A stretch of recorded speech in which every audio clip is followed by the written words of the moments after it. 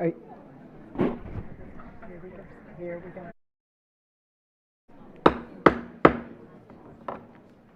I call this meeting of the Conroe Independent School District Board of Trustees to order. Let the record show that a quorum of members is present, that this meeting has been duly called, and that notice of this meeting has been posted in accordance with the Texas Open Meetings Act, Texas Government Code, Chapter 551. The time is 6:02. Trustee Dungan will lead us in the invocation, and Trustee Dawson will lead us in the pledge and introduce our color guard. Please join me in prayer as we stand. Dear Heavenly Father, we ask right now, Lord, that your Holy Spirit fill this room.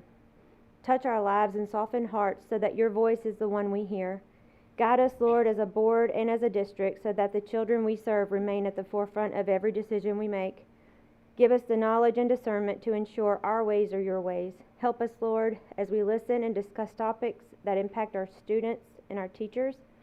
Give us direction and courage to act boldly on your behalf. We thank you for all that you've given us. In Jesus' name, amen.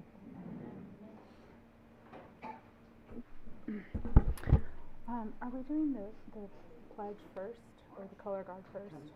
Okay.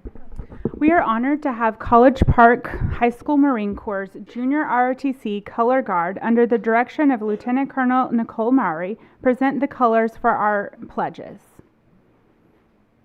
So we have members of the Color Guard include Cadet Sergeant Thomas Ricard, American flag; Cadet Staff Sergeant Thisila Kalibolia, Texas flag; Cadet First Lieutenant Eliza Seaton, right guard; Cadet Sergeant Thaddeus Seyfried, left guard.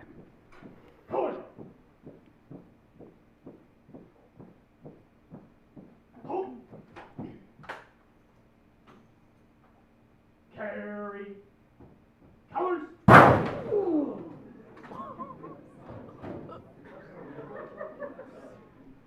It's okay. Keep going. You're safe. We're doing pledge. Praise and colors.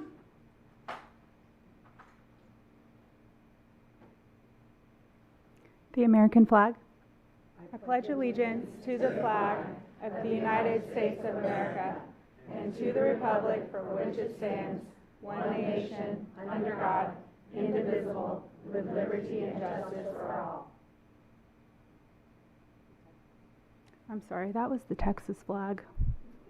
Let's do the Texas. No, we're good. Okay, I'm sorry. Honor the Texas flag. I pledge allegiance to thee, Texas, one state, under God, one and indivisible. Carry colors. Ready, cut. Order. Colors.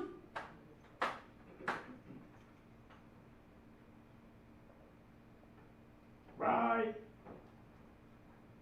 Face. Forward. Forward. Arms. Forward. March.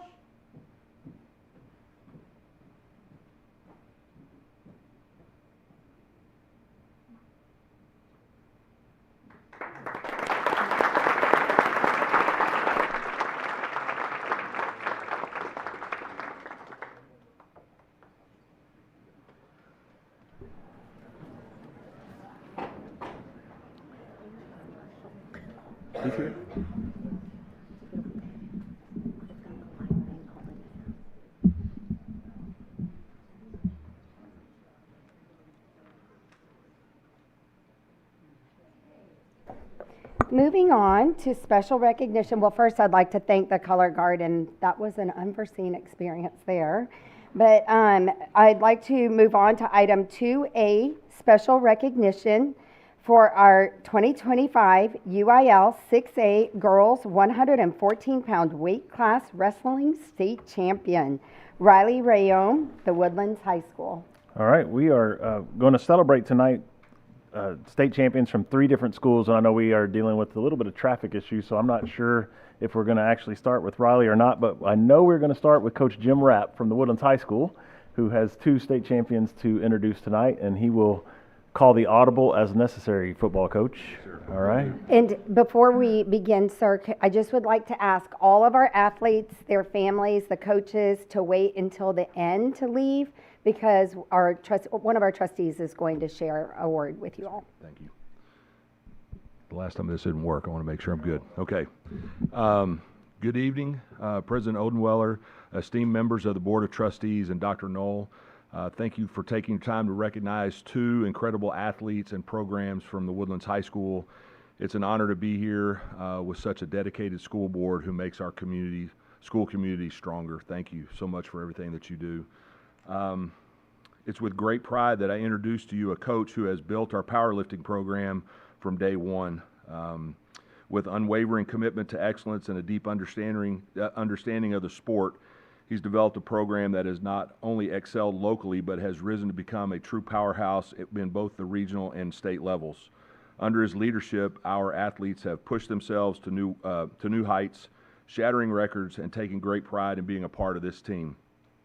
He has instilled in them a relentless work ethic and the belief that with hard work, dedication, and teamwork, anything is possible. It's time to celebrate the results of that hard work and commitment. Please welcome our head coach, Craig Smith.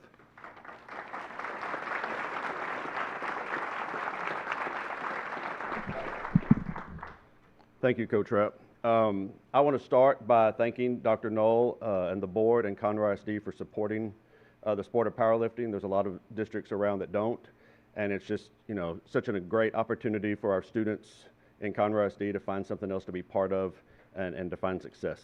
I'm here with Caden Cross here tonight. Caden joined our powerlifting program as a sophomore and immediately fell in love with the sport. He started working real hard once he found out how much he loved it. As a junior, he won a regional title and qualified for state last year also, placed 10th in the state. And there's a lot of people that would be satisfied with that, but he had set his goals a lot higher and used that as motivation. As soon as we got back from the state meet his junior year, he immediately started putting in work for the next season, all summer, all fall, to get ready for this season. This season he won another regional title, set a couple regional records, and was named the most outstanding overall lifter at the regional meet. And then on to the state meet. I'm going to give you his numbers here, which are quite impressive. He started with a 765-pound squat. He followed that up with a state record 555-pound bench press, and then a state record 705-pound deadlift for a state record 2,025-pound total. The previous record was 1,885, so he shattered the record by 140 pounds.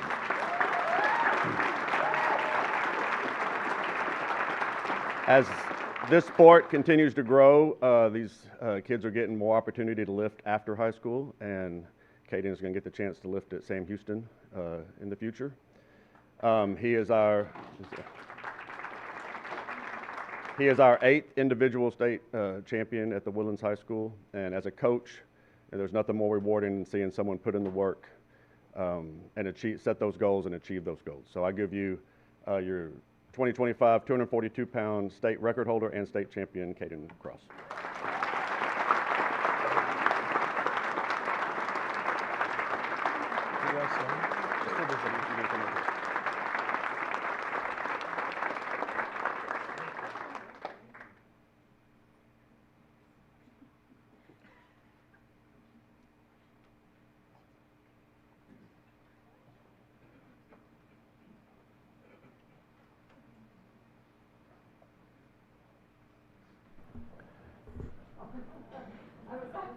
We're going to fix it. We're going to fix it. Maybe.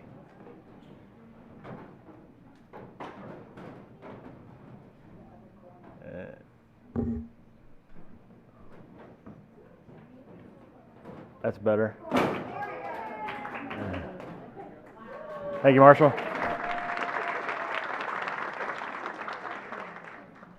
All right, Coach Rapp, you want to circle back now, or you want to come back to you?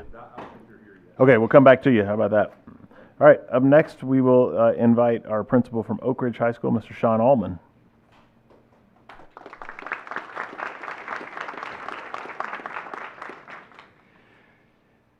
Good evening, President Odenweiler, Board of Trustees, and Dr. Knoll. Thank you for taking the time to recognize one of our student athletes tonight. It's really a privilege and an honor to be here representing Oak Ridge High School and the dedication and desire that this young man displayed throughout the last couple of years at our school. This is an exciting time for him, his family, also for our War Eagle family. And to introduce this man, I would like to recognize our head coach, leader of our powerlifting team, Coach Garrett Langthorpe.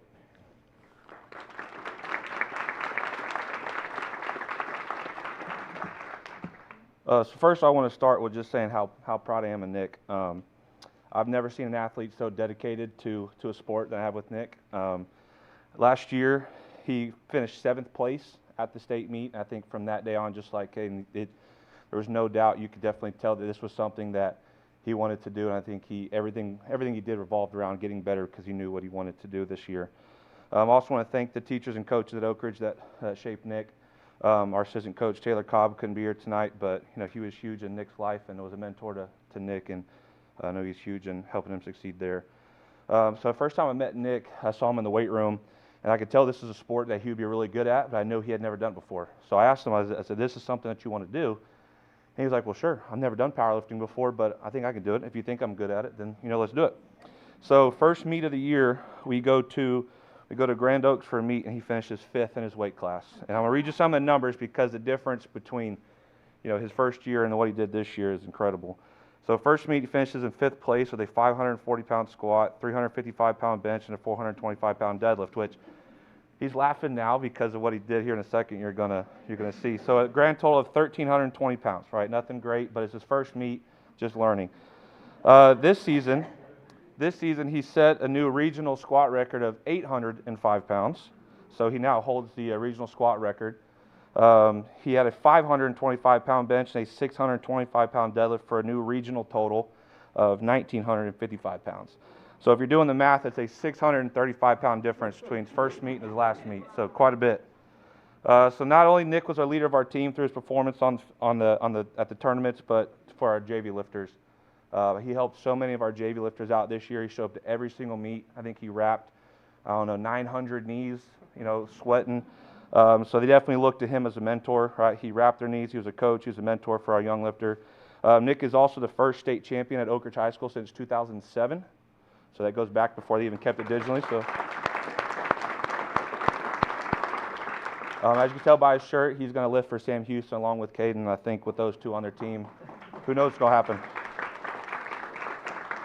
But I want to say thank you to Nick for putting Oak Ridge powerlifting on the map and being the first powerlifter since 2007 to win state. Like I said, I think he's inspired a lot of our young lifters at Oak Ridge to kind of fill his shoes. So, thank you.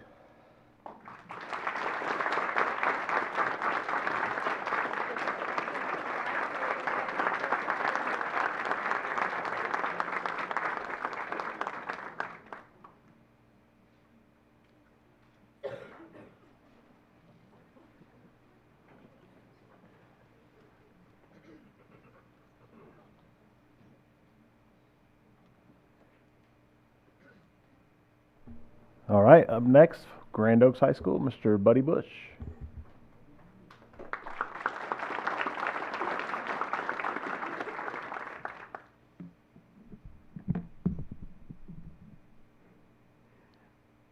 Hi guys, good evening, President Odenweiler, members of the board, and Dr. Knoll.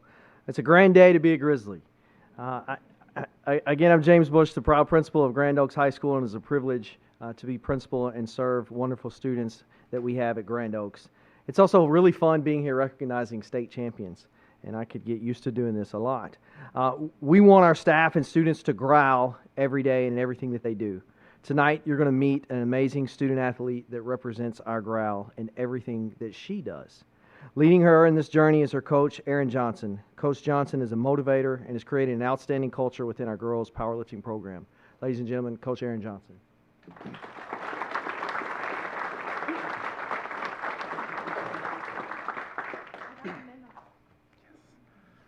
All right, good evening, board members, faculty, and guests. Tonight, I have the distinct honor of recognizing one of the most outstanding student athletes to ever walk the halls of Grand Oaks High School, Lexi Hendricks. Lexi is the definition of excellence, both on the platform and in the classroom. She's been a varsity powerlifter for all 4 years of high school. In each of those 4 years, she's qualified for regionals every year. And for the past 3 years, she's gone on to compete at the state level, a feat in itself. But this year, she didn't just compete, she made history. Lexi became the second ever girls state champion in Conroe ISD history.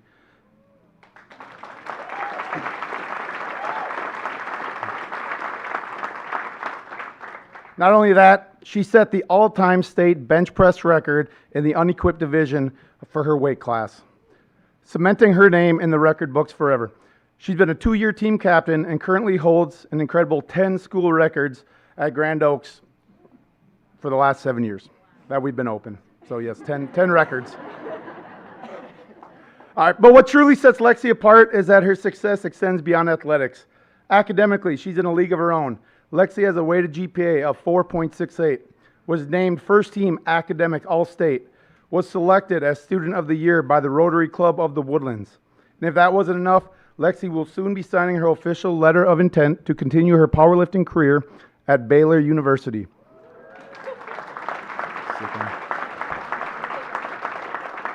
An achievement that reflects years of hard work, discipline, and perseverance. With all these accolades, the one thing that stands out the most about Lexi isn't the medals or the records, it's her character. She leads with humility, lifts others up around her, and truly embodies the value we hold at Grand Oaks. She's a shining example of what it means to grow. Growth, respect, ownership, work ethic, and leadership. It is my privilege and pleasure to introduce the state champion, student leader, and future Baylor Bear, Lexi Hendricks.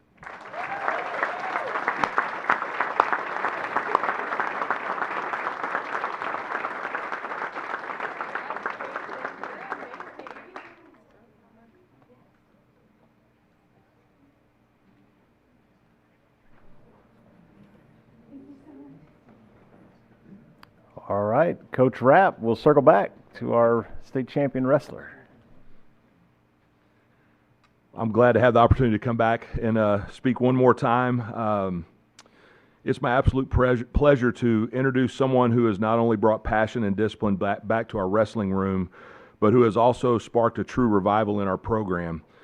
This coach stepped into the program and needed new energy, new vision, and a new standard, and he's delivered on all three.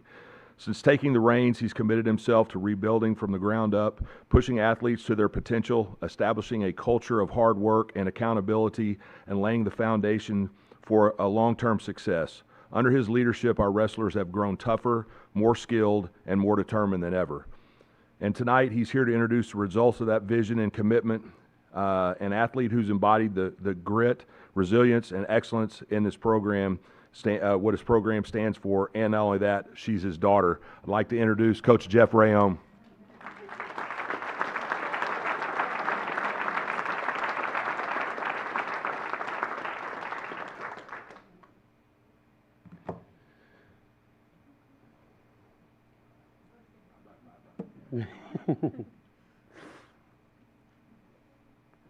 Sorry, I have notes. First of all, I'd like to thank the board and the board members for inviting us here today, as well as accommodating our hectic schedule during our off season. It is my honor to introduce, for the very final time, Riley Rayom of the Woodlands High School. Your 2025 114-pound 6A state champion. On her way to this accomplishment, she amassed a record of 54-0. This brings her undefeated streak to 2.5 years. The last time she lost a UIL match was January 4th, 2023.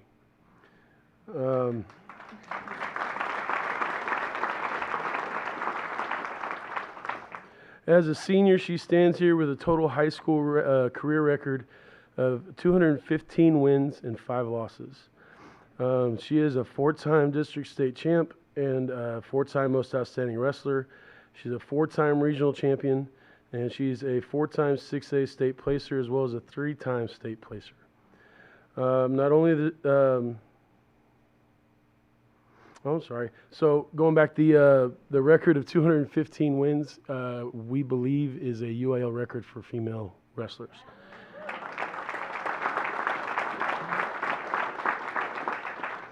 Not only is this a historic career for the Woodlands High School, but she has hands down outperformed any past or previous Conroe ISD female wrestler. Beyond our district, her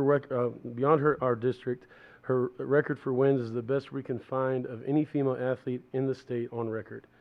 During her outstanding and unchallenged season, she collected the most outstanding wrestler award from 4 different tournaments this year, including the CISD tournament, which has over 100 teams involved, while maintaining a 4.25 weighted GPA and a 3.95 unweighted GPA.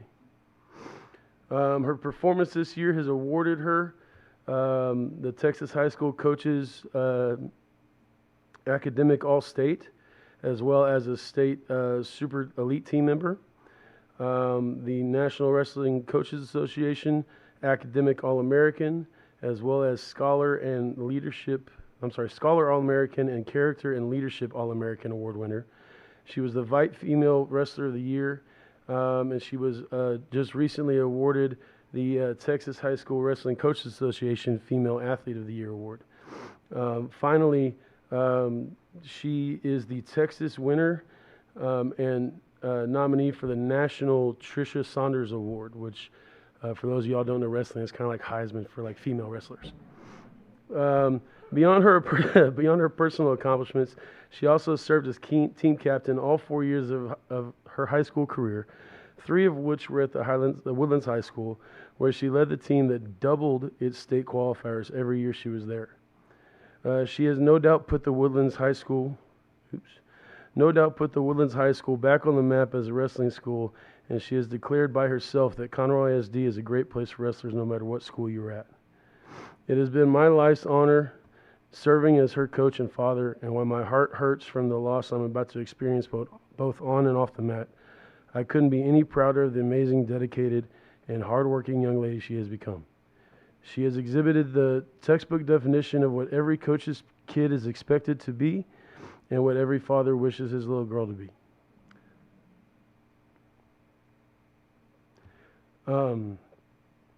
This community has been so welcoming and accepting of everything we have done to help grow wrestling in the area. In fact, the parents are loving it so much. I was late getting here because they wanted to talk about their kids' growth so much. Riley will be continuing her wrestling and academic career at North Central University in Chicago, and we are excited to see what bright future she has in store for her. I present to you Riley Rayon.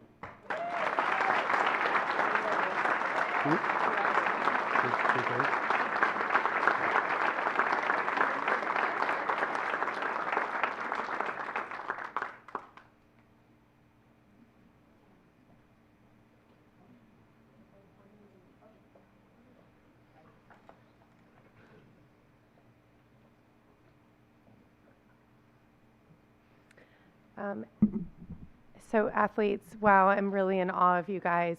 On behalf of the board and all the staff here and everybody here in the room, I mean, we are so proud of you and so grateful for your work and your dedication, and congratulations to all 4 of you. And I also want to say a special thank you to all your parents and your family. Who are the family here? Raise your hands. Athletes of this caliber don't achieve that without a lot of family support, so thank you for that. And to the coaches, a special thank you to your coaches as well, because without your mentorship and leadership in your coaching, I'm sure you would agree that that really helped you get there as well. So again, on behalf of all the board and everybody here tonight, we congratulate you, we're super proud of you, and we wish you all the best in the future. Congratulations, guys.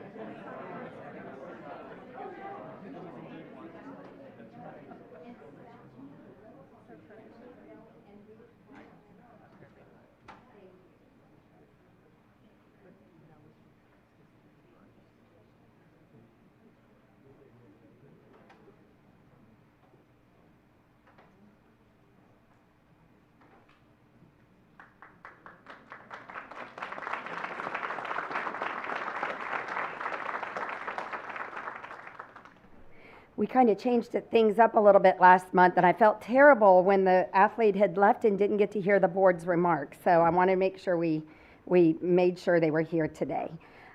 Moving on to public comment on the agenda. During this portion of the meeting, patrons who have signed up in advance may address the board in accordance with the Texas Open Meetings Act, Texas Government Code Chapter 551, and Board Policy BED. For comments regarding an issue on tonight's posted agenda, the board will defer its discussion of the issue until the item is reached on the agenda. For comments related to an issue that is not on the board's posted agenda, the board cannot deliberate or make a decision relating to that issue. We also ask that speakers address their comments to the board and not the audience. If a speaker's comments are regarding a complaint, the board directs you to its policies regarding complaints, which can be found on the district's website. If your purpose in addressing the board is to seek a remedy for your complaint, the board cannot discuss or respond to your concern until you have met the requirements of the appropriate district policy. The board wants to hear what all speakers have to say, and the board requests that the audience treat all speakers, regardless of their message, with respect. Each speaker will be given 2 minutes to present their comments to the board. Screens around the room will display the speaker's time. When the countdown timer reaches 0, the speaker will be called. Mrs. Godfrey, please call the first speaker. Tamika Richardson. Susan Haji.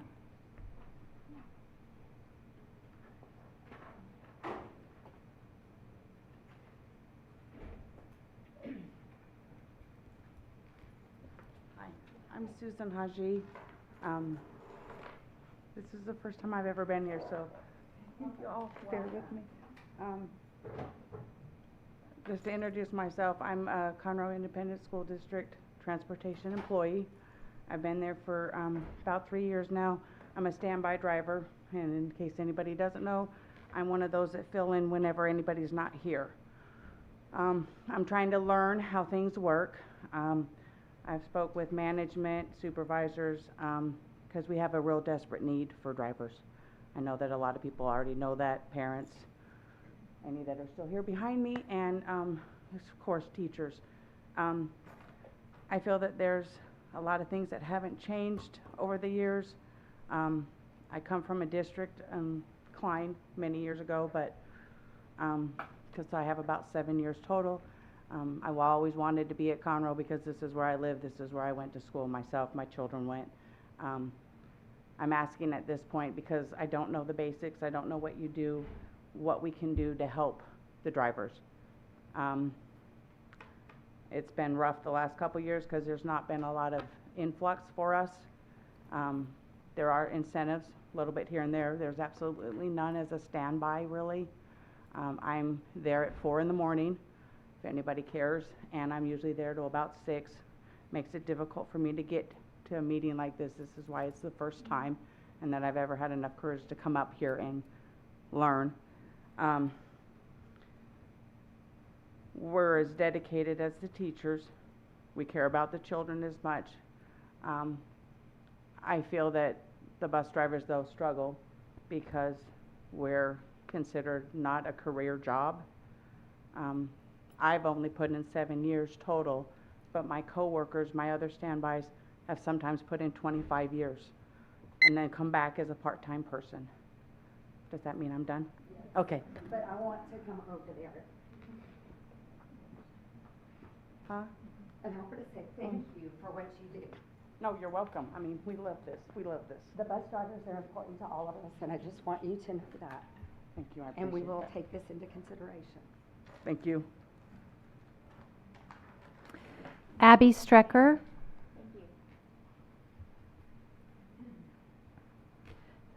Charles Lane.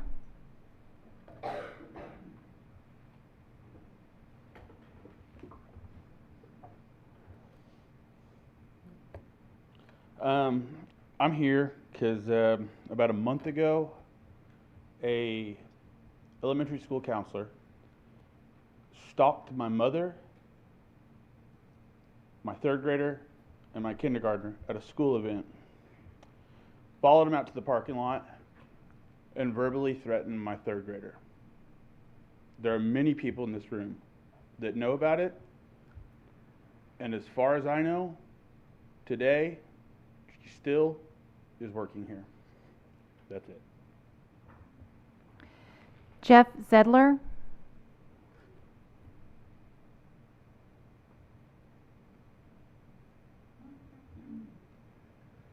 Let me be very clear. I support all 7 of you.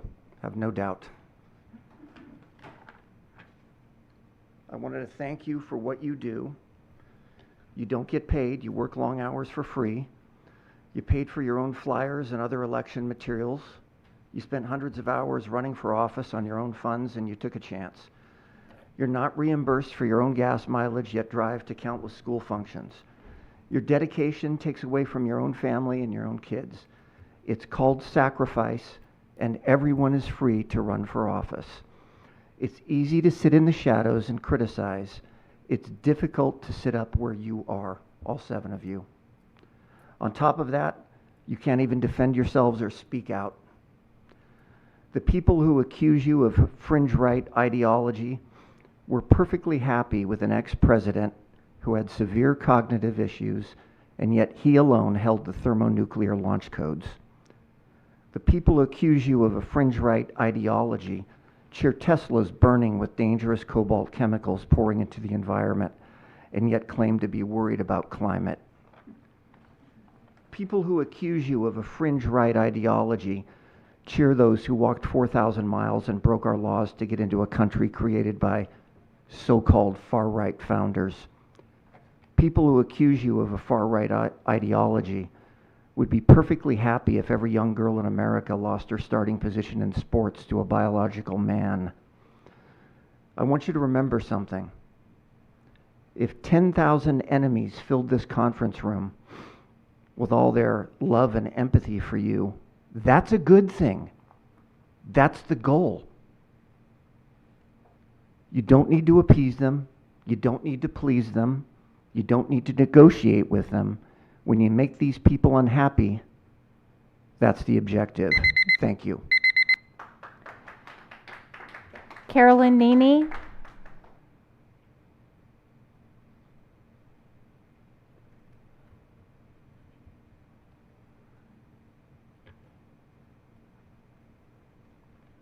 Good evening. It's been a while since I've been here, but trust me, I haven't not followed up.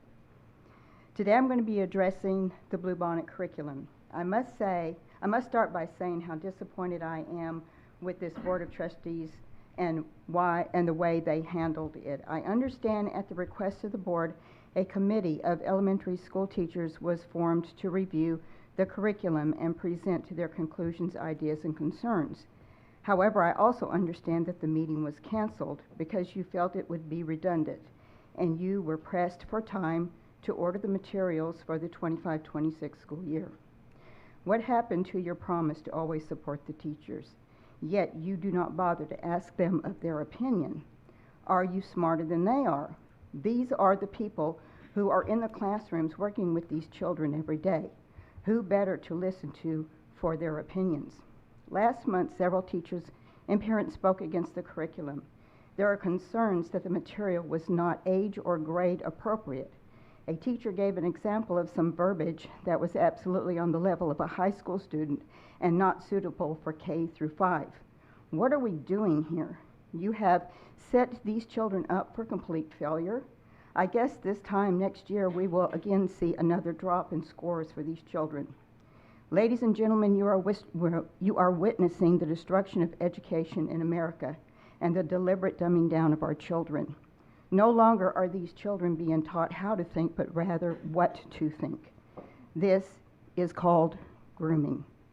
What will you say when your child or grandchild comes to you and asks you, you did nothing to protect them from this carnage? Thank you. Michelle Knuckles.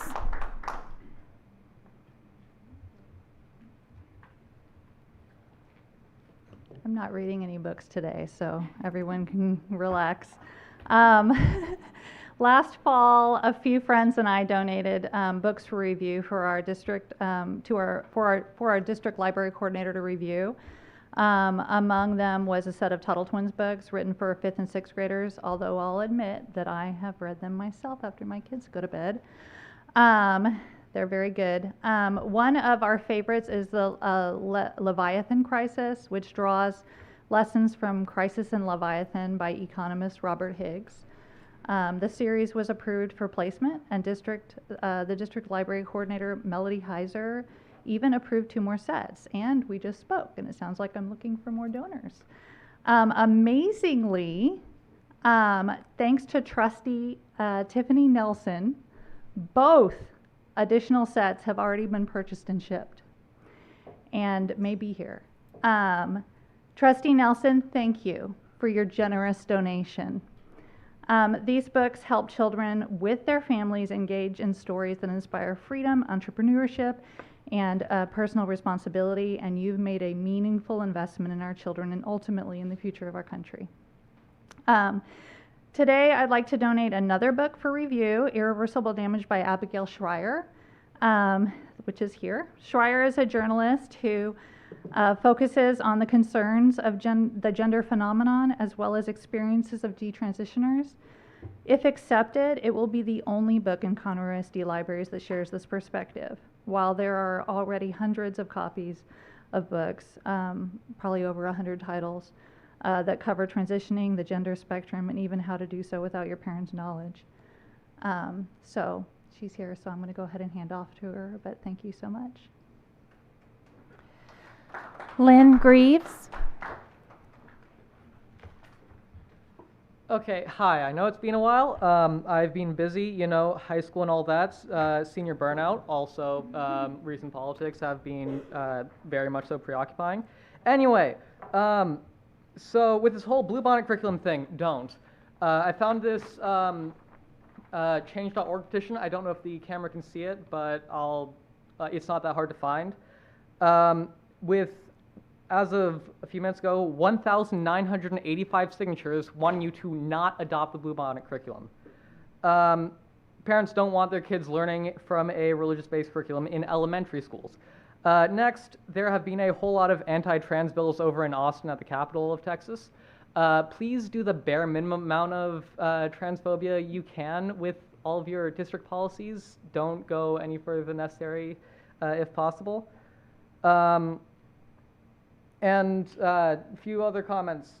With the whole, there's not really any books about the whole detransitioning thing. That makes up less than 1% of people who do choose transition. What else?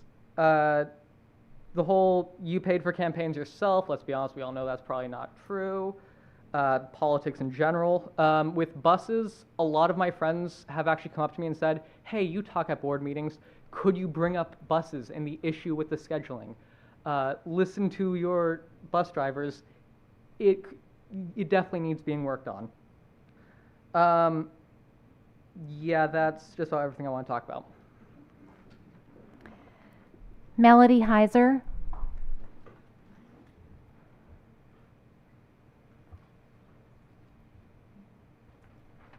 Good evening, Dr. Knoll, President Odenweller, and members of the board. I'm here to celebrate tonight. In 1985, April was designated as National School Library Month, and this year, April 4th, was School Librarian Day. This evening, I just wanted to take a time to recognize and show appreciation to the district's librarians who serve all of our 73,000 plus students. And in the ever-changing world of education, school librarians create a constant and enriching environment for students not only to learn but to thrive. Throughout all campuses, school libraries are the heart of the school where collaboration and community grow. The school library is one of the few places, if not the only place, that students can visit without measurement or evaluation. In visiting school libraries, which is part of my favorite, I've witnessed the sheer joy of being the first one to check out that brand new Dogman book. I've learned how to create on a 3D printer, and I have held my breath in anticipation of the testing of a marvel of engineering design by a second grader. These 72 librarians show up each and every day with energy and enthusiasm, despite challenges, and they ignite a passion for imagination and opportunity. The school library is a place where parents, teachers, and students connect with each other and enrich one another's lives through shared stories. I wanted to celebrate these educators and say thank you for their commitment to students' literacy and learning. I had the opportunity this week to go into, or last week, into Snyder Elementary and meet a group of second graders who read 9,000 minutes in 2 weeks. And they were so excited to celebrate with me. But what's even more touching is they recognized a student in their class that alone read 3,000 minutes. They told me she went home Friday night, sat down and read all the way through Sunday. So just wanted to celebrate that. They're doing great things. Thank you.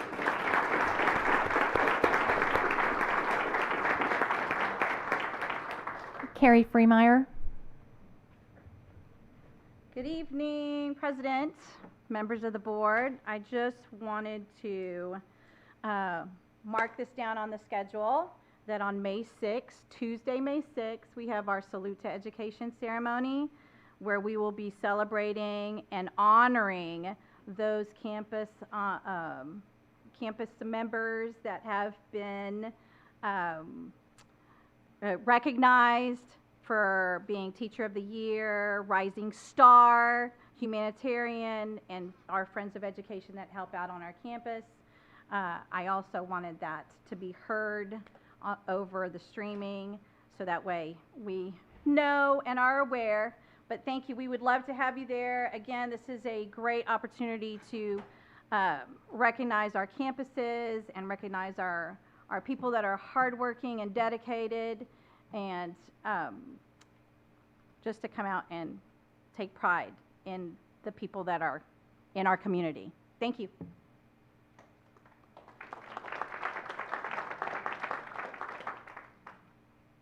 All right, that concludes citizen participation. Should we try the other ones? Oh, yes. I'll call the two that weren't here. Tamika Richardson and Abby Strecker. Okay, thank you. Okay, moving on to consent agenda.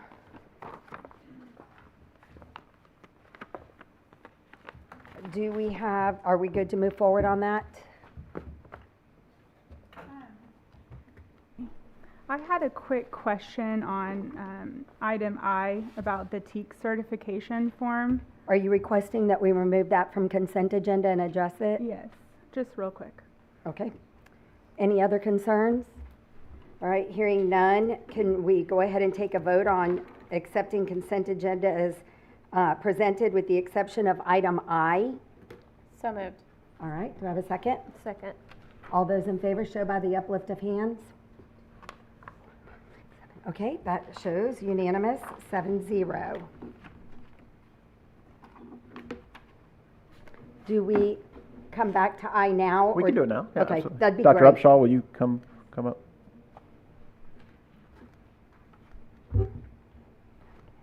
Good evening, President Odenweller, members of the board, Dr. Knoll.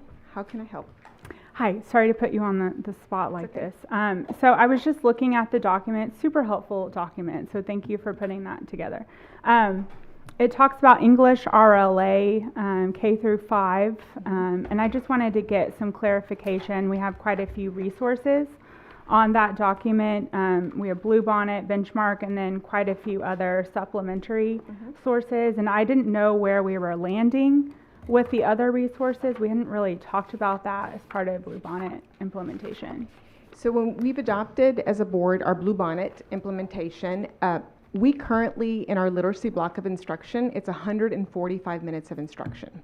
So the Bluebonnet curriculum in grades K through 3 are requiring 120 minutes of instruction for that Tier 1 Bluebonnet curriculum. So that leaves us with 25 minutes in those grade levels to pull differentiated instruction, to reteach, to remediate, to pull small group.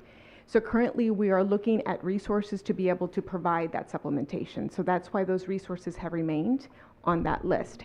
Okay. We will actually be having further conversations with our teachers on how that looks.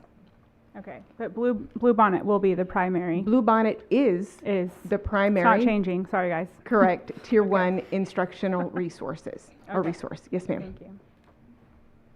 Any other questions? Are there any other questions?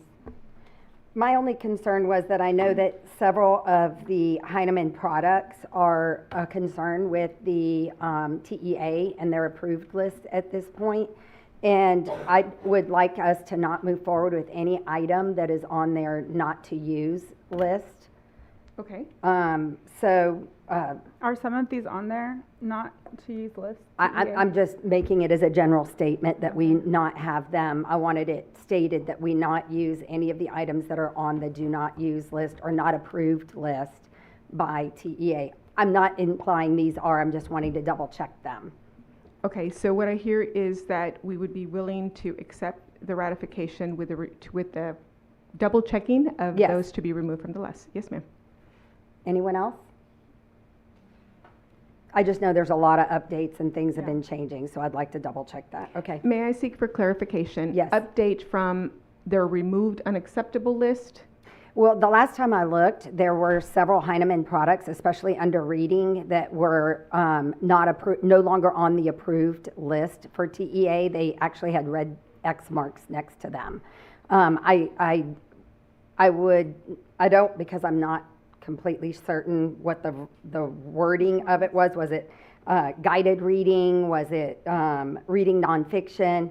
But I just want to make sure that we are double checking that list, that since it has been updated, and the last time I looked was like a month ago. Mm-hmm. And so I just want to make sure that we don't accidentally have those in our approved thing moving forward to them. So, again, further clarification on the approved EMBR list or just approved not to use list? The approved not to use list. Got it. Okay, just wanted to Yes. make sure. Should we make a motion? Yes, could you please make a motion? I motion to ratify the district's 25-26 TEAC certification form, pending that we confirm that these Heinemann products are not on the do not use list. Okay. So moved. All right, all those in favor show by the uplift of hands. 2, 3, 4, 5, 6, 7. Okay, 7-0. Thank you. I didn't get, were you the, okay, thank you. Thank you, Dr. Upshaw. Yes, and thank you.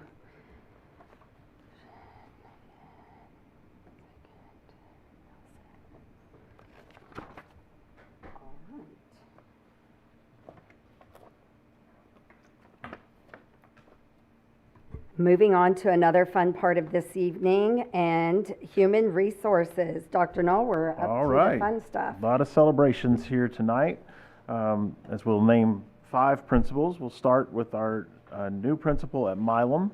In so many ways, it's not a new face to Milam. It's a bit of going home again, as she spent, I think, a decade at Milam serving as assistant principal. But we are fortunate to have dedicated educators throughout our school district, and especially in East County, we have some folks that have really made that Caney Creek feeder zone home, and a place that's not only home for them professionally, but home for their family. And Ms. Shawn Breeden is an example of that, as someone who has a true heart for the Caney Creek feeder and has lived into it in every way. And we're excited that she's going to have an opportunity now to be a principal back at Milam Elementary. So proud to make the recommendation of Shawn Breeden to be our new principal at Milam. I move to approve. Oh, you didn't ask, but She's excited. She's jumping the gun. She's excited. Is there any discussion? Okay, seeing no discussion, do I have a motion? So moved. Second. All right, all those in favor in accepting Shawn Breeden as the Milam Elementary principal, show by the uplift of hands. 4, 5, 6, 7. Okay, the vote is unanimous.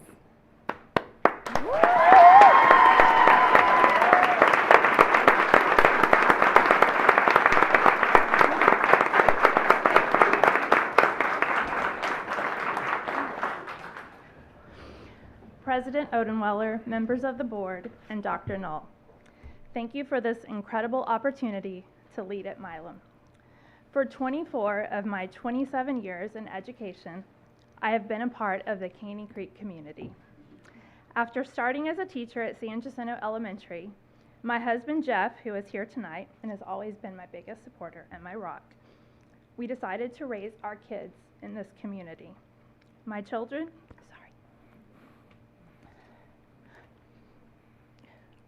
I get emotional. My children, Megan and Derek, are both Caney Creek graduates. They are watching online this evening. Megan, her husband Ben, and my grandson Joey from Fort Worth, and Derek from UT Dallas. Tonight, I also have my parents here who has always supported me and made education a priority. I also have my brother, my sister-in-law, and 2 of my nephews here who are College Park students who have always been there to support me. This community is where my heart is, and I'm proud to go back and serve as principal of Milam, where I started my administrator journey 14 years ago. Education has always been a priority for me, as well as building relationships with staff, students, and parents, as well as the community, as the school is the heart of the community. I am humbled and honored to have the opportunity to lead this campus. I also want to say thank you to all of the leaders I have worked with who have pushed and encouraged me along this journey to reach beyond my comfort zone. Thank you again for this opportunity to serve.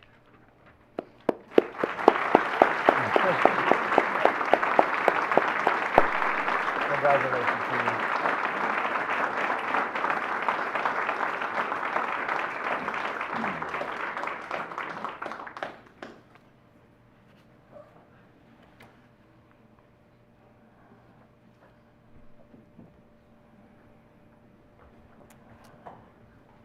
Okay, moving on to agenda item 5, Human Resource B, named principal at Houston Elementary. Okay, what you're going to see tonight is a wonderful theme of internal candidates that are folks that have grown in their leadership and in their abilities here in Conroe ISD, and I think there's a celebration to be had for the 5 people that are going to walk to the podium tonight, but also for the great principals and examples that they've had an opportunity to work for. And our next principal candidate is a perfect example of that, as he's had wonderful principals that he's worked under during his time. He's been a dedicated educator in the Conroe feeder as well as the Caney Creek feeder. He's worked in at-risk schools for his entire career and has done so just at a very high level.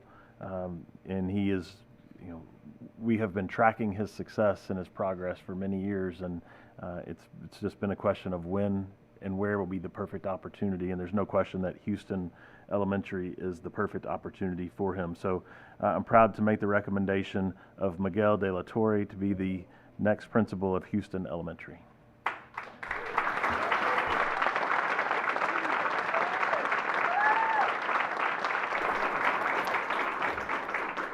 Any discussion? Okay, do I have a motion to accept the recommendation of Miguel De La Torre for Houston Elementary principal? So moved. Second. Excellent. All those in favor, please show by the uplift of hands. Excellent. 7-0. The motion carries.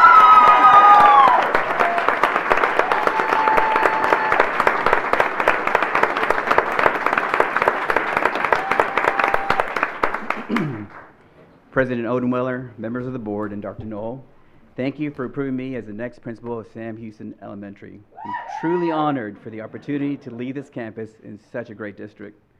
Throughout my career, I've had the privilege of serving as assistant principal at Creighton Elementary and working at Bosman Intermediate and Armstrong Elementary.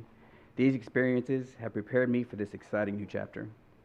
I want to express my deepest gratitude to those who have supported me along the way, to my amazing wife, Sarah, and my 2 boys, Noah and Alex. Thank you for your constant love and support. And boys, always remember that with hard work and determination, anything is possible. To my parents, sisters, brother, and my in-laws who couldn't be here with me today, thank you for your unwavering love and encouragement even from afar. To my CISD family, thank you for believing in me. Dr. Knoll, I truly value your leadership. To Dr. Medford, Dr. Winkler, Dr. Vandemark, Dr. Edith Saceda Upshaw, Dr. Gorman, Jeff Fuller, Melinda Stewart, after 21 years, you get to meet a lot of good people and make a lot of good friends. Thank you for your guidance and your motivation. Tricia Thacker, thank you for believing in me and helping me be the leader I am today. I learned so much from you, and I don't think you'll ever know how much I appreciate you. To my closest friend, Larry Bradford, thank you for your friendship and for always being there for me.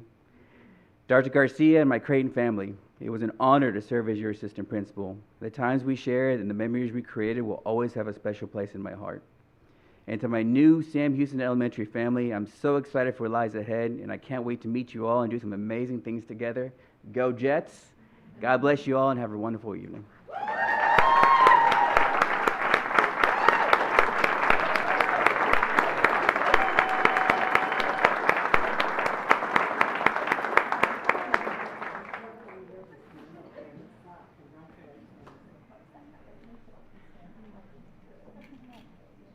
Congratulations, so happy for you.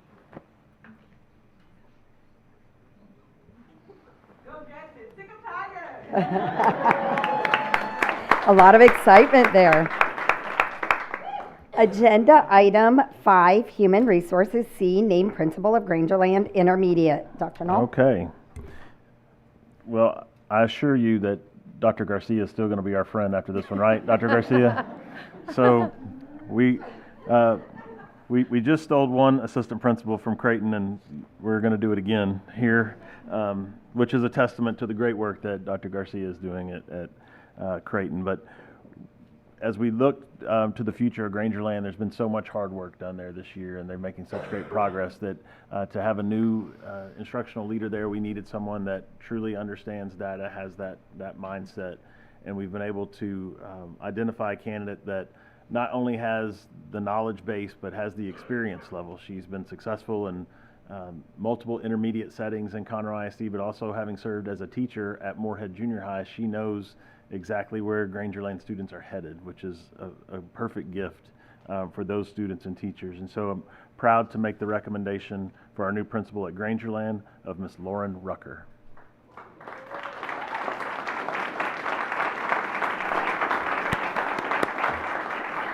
Discussion? Seeing none, do I have a motion to accept the recommendation for Grangerland Intermediate Principal Lauren Rucker? So moved. Second. All right, all those in favor show by the uplift of hands. And the vote is unanimous, 7-0.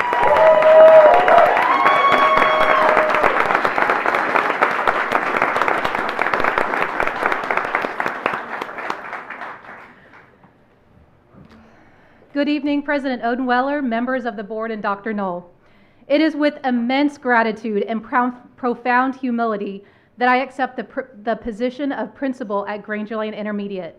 I am both honored and deeply committed to lead this campus with integrity, vision, and unwavering dedication. First and foremost, I want to thank God for opening every door that has led me to this moment. His guidance has been the foundation of my journey, and I give him all the glory for this incredible opportunity to lead and serve. This marks my 20th year in education, including 11 incredible years in Conroe ISD. I began at Moorhead Junior High as a teacher and a coach, then served at Bosman Intermediate and Creighton Elementary as an assistant principal. Each experience has shaped my passion and servant leadership and student success. I want to thank my family for their wholehearted support. Your love is the foundation of my strength and perseverance.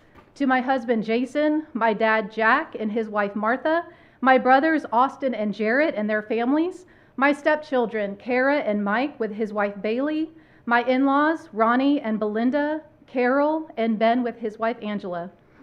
I am deeply grateful to the visionary leaders who have mentored me, Dr. Jeff Stickler, Robert Garcia, Amber DeBeaumont, Joe Rowland, Dr. Amy Garcia, Dr. Shelley Winkler, Dr. Tara Vandermark, Lisa Garrison, Dr. Bethany Medford, Darren Carlisle, and Jeff Fuller.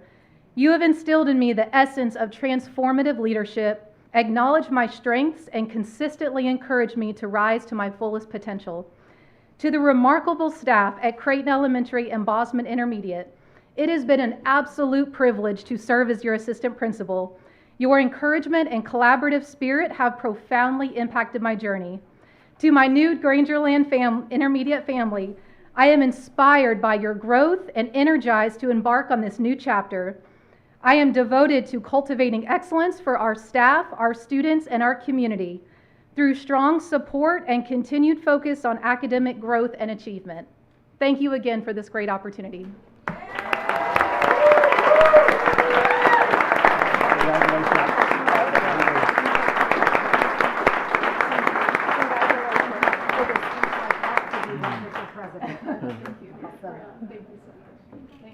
Congratulations.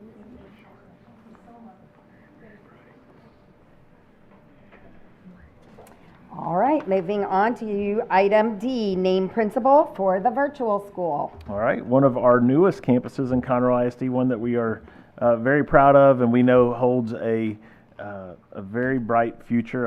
I know that we've had conversations in the past about we're just waiting on the legislature to fully lean in. We believe that may happen here in the next few days. So, Now, just mind you, yes. tomorrow, that's on the That's right. agenda on the House floor. That's So right. be sure you send a message. So we have a lot of confidence that that's going to happen, and so we look to the future of the virtual school, knowing that we want to grow that future, and the biggest part of that is leaning into the high school component of the virtual school. You know, as you add high school, you add complication, you add so many pieces that as we looked to the next principal, we wanted someone with high school experience, that was important to us. We have an added benefit here to have someone that has worked in 3 of our high school feeders, having worked in the Oak Ridge feeder currently, but also previously in the Woodlands and at Caney Creek. So that's great. It's good to have a vast knowledge of our school district when you're at a campus that's serving the entire school district. So that's a great gift. And then you think about our virtual students. They come from so many backgrounds, so many gifts, in which they are leaning into, and that's why virtual education works for them. So for us to be able to find somebody that is not only has an athletic background as an athlete and a coach, but is also a gifted artist. Interesting combinations, right? But that's kind of the essence of our virtual school. It's a beautiful thing. In addition to this, we have been able to find someone that has a knowledge and background in online instruction herself. So a full package that I believe is really going to help us recruit and bring in more and more kids to our virtual school as we watch it blossom in the years to come. So I'm proud to make the recommendation for our virtual school principal of Dr. Jenny Lucas.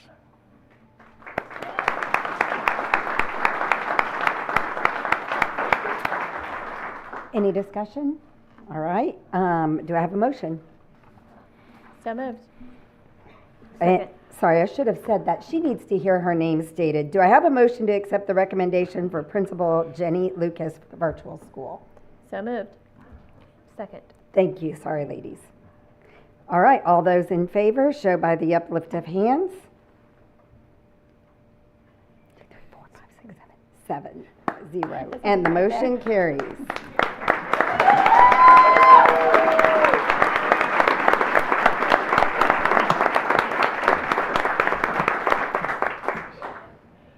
Good evening, President Odenweller, members of the Board of Trustees, and Dr. Null. Thank you for those kind remarks. Thank you for this incredible opportunity to lead the Conroe ISD Virtual School. I am deeply honored and immensely grateful for the chance to live out what has truly been my professional dream. Standing here tonight is not something I've done alone. This moment is built on the encouragement, trust, and support of so many people, and I'd like to take the time to acknowledge a few of them. First, no longer with our district, but Dr. Ralph Funk, thank you for hiring me over the phone from Montana all those years ago and welcoming me into both the Caney Creek and CISD families. That call was the beginning of a remarkable 25-ish, 27-year journey.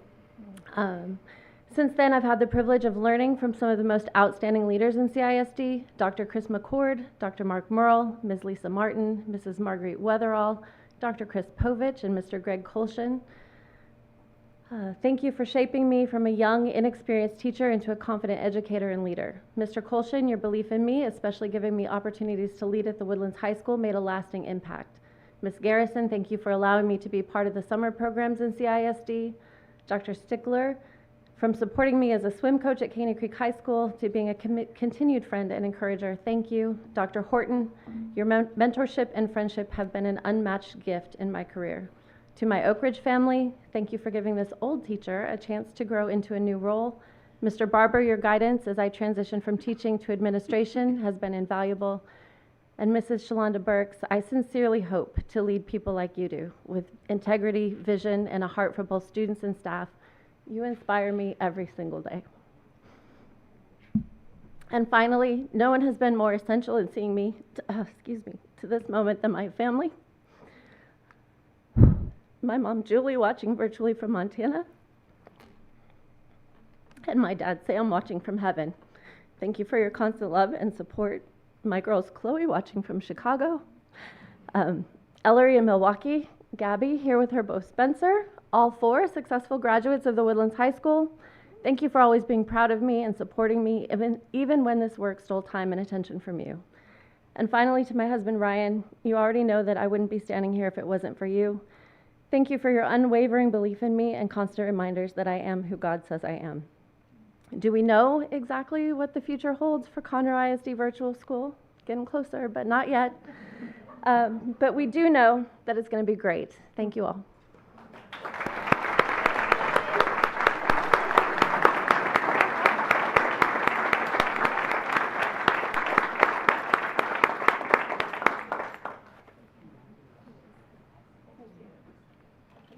Congratulations. I hold no shame asking for votes for a bill that will help the students of our district. So thank you very much. Moving on, Dr. Knoll named the principal for the Woodlands High School. All right. Well, we had the honor of making the same recommendation last year, so I won't go through the same exact speech other than to say, you know, in the 25 years that I've been here, there's just been certain people that have been mainstays that just are the Woodlands High School. There's a few of them on the wall back there tonight. I see shepherding in the next version here, but there's no one that I would say has represented the Woodlands High School more fiercely, with more pride and more love than Dennis Meisler. You know, he, from teaching to the assistant principal, associate principal, currently the 9th grade principal. If there are students or teachers somewhere competing or being honored, you can count on Mr. Meisler being there to cheer them on, whether that's local or far away. He is that person, and I know that with Mr. Colshin back there, he learned from the best in that. And there is no doubt that what we have seen him be able to do as a principal now at the Woodlands High School 9th grade campus has been remarkable. They've had an outstanding year, and I know that he now brings that skill set to the senior high. And so I'm proud to make the recommendation of Dennis Meisler to be our next principal of the Woodlands High School.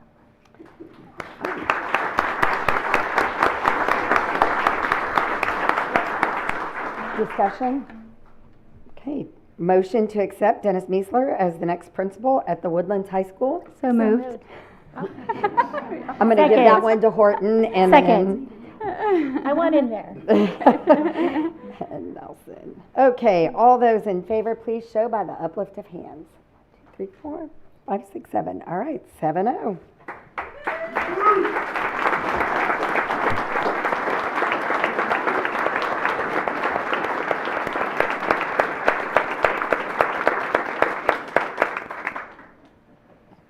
Hello. It is truly an honor to be here tonight. President Odenweller, members of the board, and Dr. Null, it is with an immense pride and excitement that I accept the recommendation to be principal of the Woodlands High School. 28 years ago, Chuck Pinkham took a flyer on me to join them in social studies at the Woodlands High School 28 years ago, right out of college, middle of the school year. and I have bled red and green since that day. Simply said. So thank you, Chuck.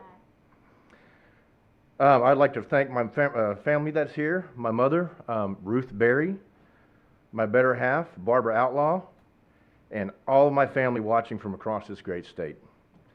Without their love and support, none of this would be possible. And I said it last year when I was here, if it wasn't for my mom attending the many parent-teacher conferences she had to go through at Tomball High School when I was growing up, it took a village to whip me into shape, but I'm here. I would also like to thank principal, friend, and mentor Dr. Ted Landry, and a special thank you to my lifelong friends and mentors, Greg Colshin, Denise Apola, and Mr. Chuck Pinkham. The Woodlands High School and the Woodlands community and Conroe ISD are very special to me. I want to thank Conroe ISD and the Woodlands for showing their faith and allowing me the opportunity to grow into the educator I am today. I want to recognize the many relationships I have developed over the years, each one of them contributing to my growth. I have spent my entire career serving CISD and the Woodlands. As principal of the Woodlands High School, I look forward to carrying on the esteemed tradition of excellence. We will strive to develop strong Highlanders who will be great people and even better citizens. I will always lead with our students, staff, and community's futures in mind. And thank you again for this immense opportunity. Go Highlanders.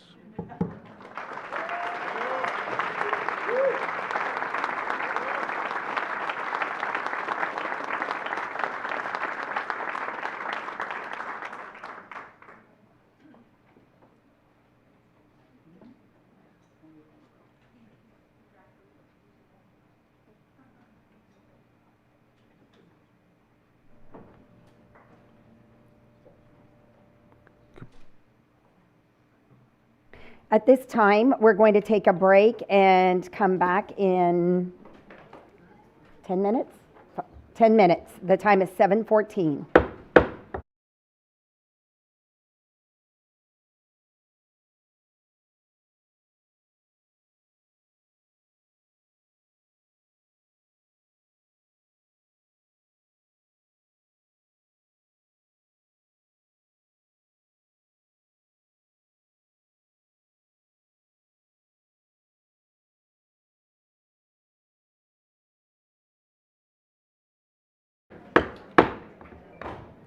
Okay, the time is 7:28 and we are back in session.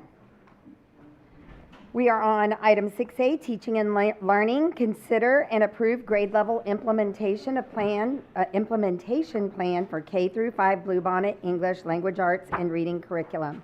Dr. Upshaw?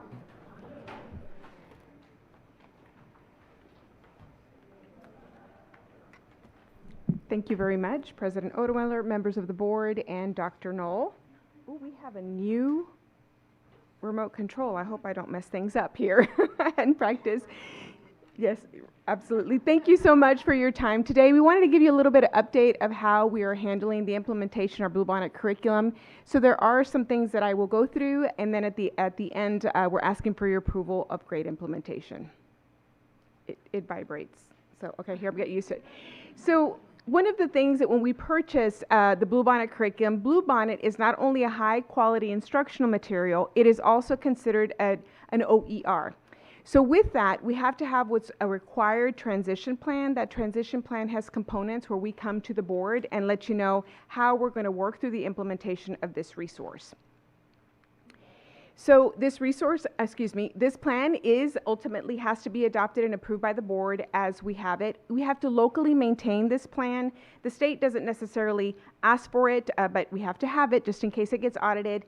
And there's an important little checkbox when we are going to order the material, because it's about ordering it in a timely manner so our teachers to have it. We have to say that we're going through this process. So this plan has a lot of components, and here's just, I'll highlight a couple of them. Clearly communicating to everybody what is the resource. For example, earlier you asked me for the understanding that this will be the #1 Tier 1 instructional resource. So we have to have all of those conversations with our stakeholders.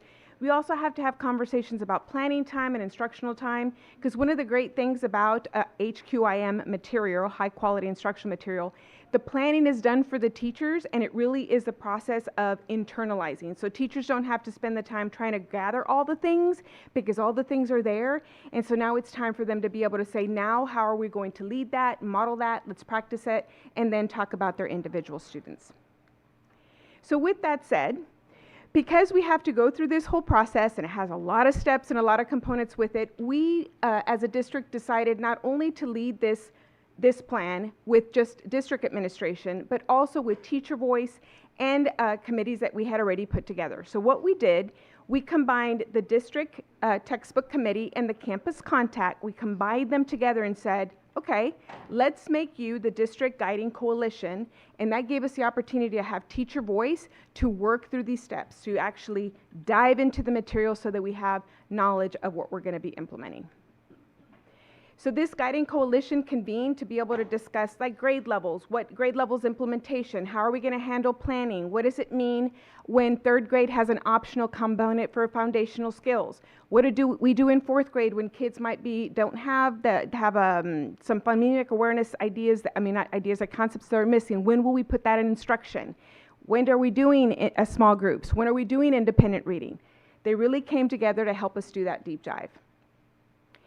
One of the things we also did with them is, obviously feedback is a gift in our department. We are the instructional coaching department, and we believe that everybody deserves feedback. Myself gets a weekly meeting and coaching with my boss, Dr. Medford. We just believe in that, right? We believe in talking to each other, working with each other to improve. So we sent out a feedback to our guiding coalition, to principals and instructional coaches, and said, how are we going to make this successful?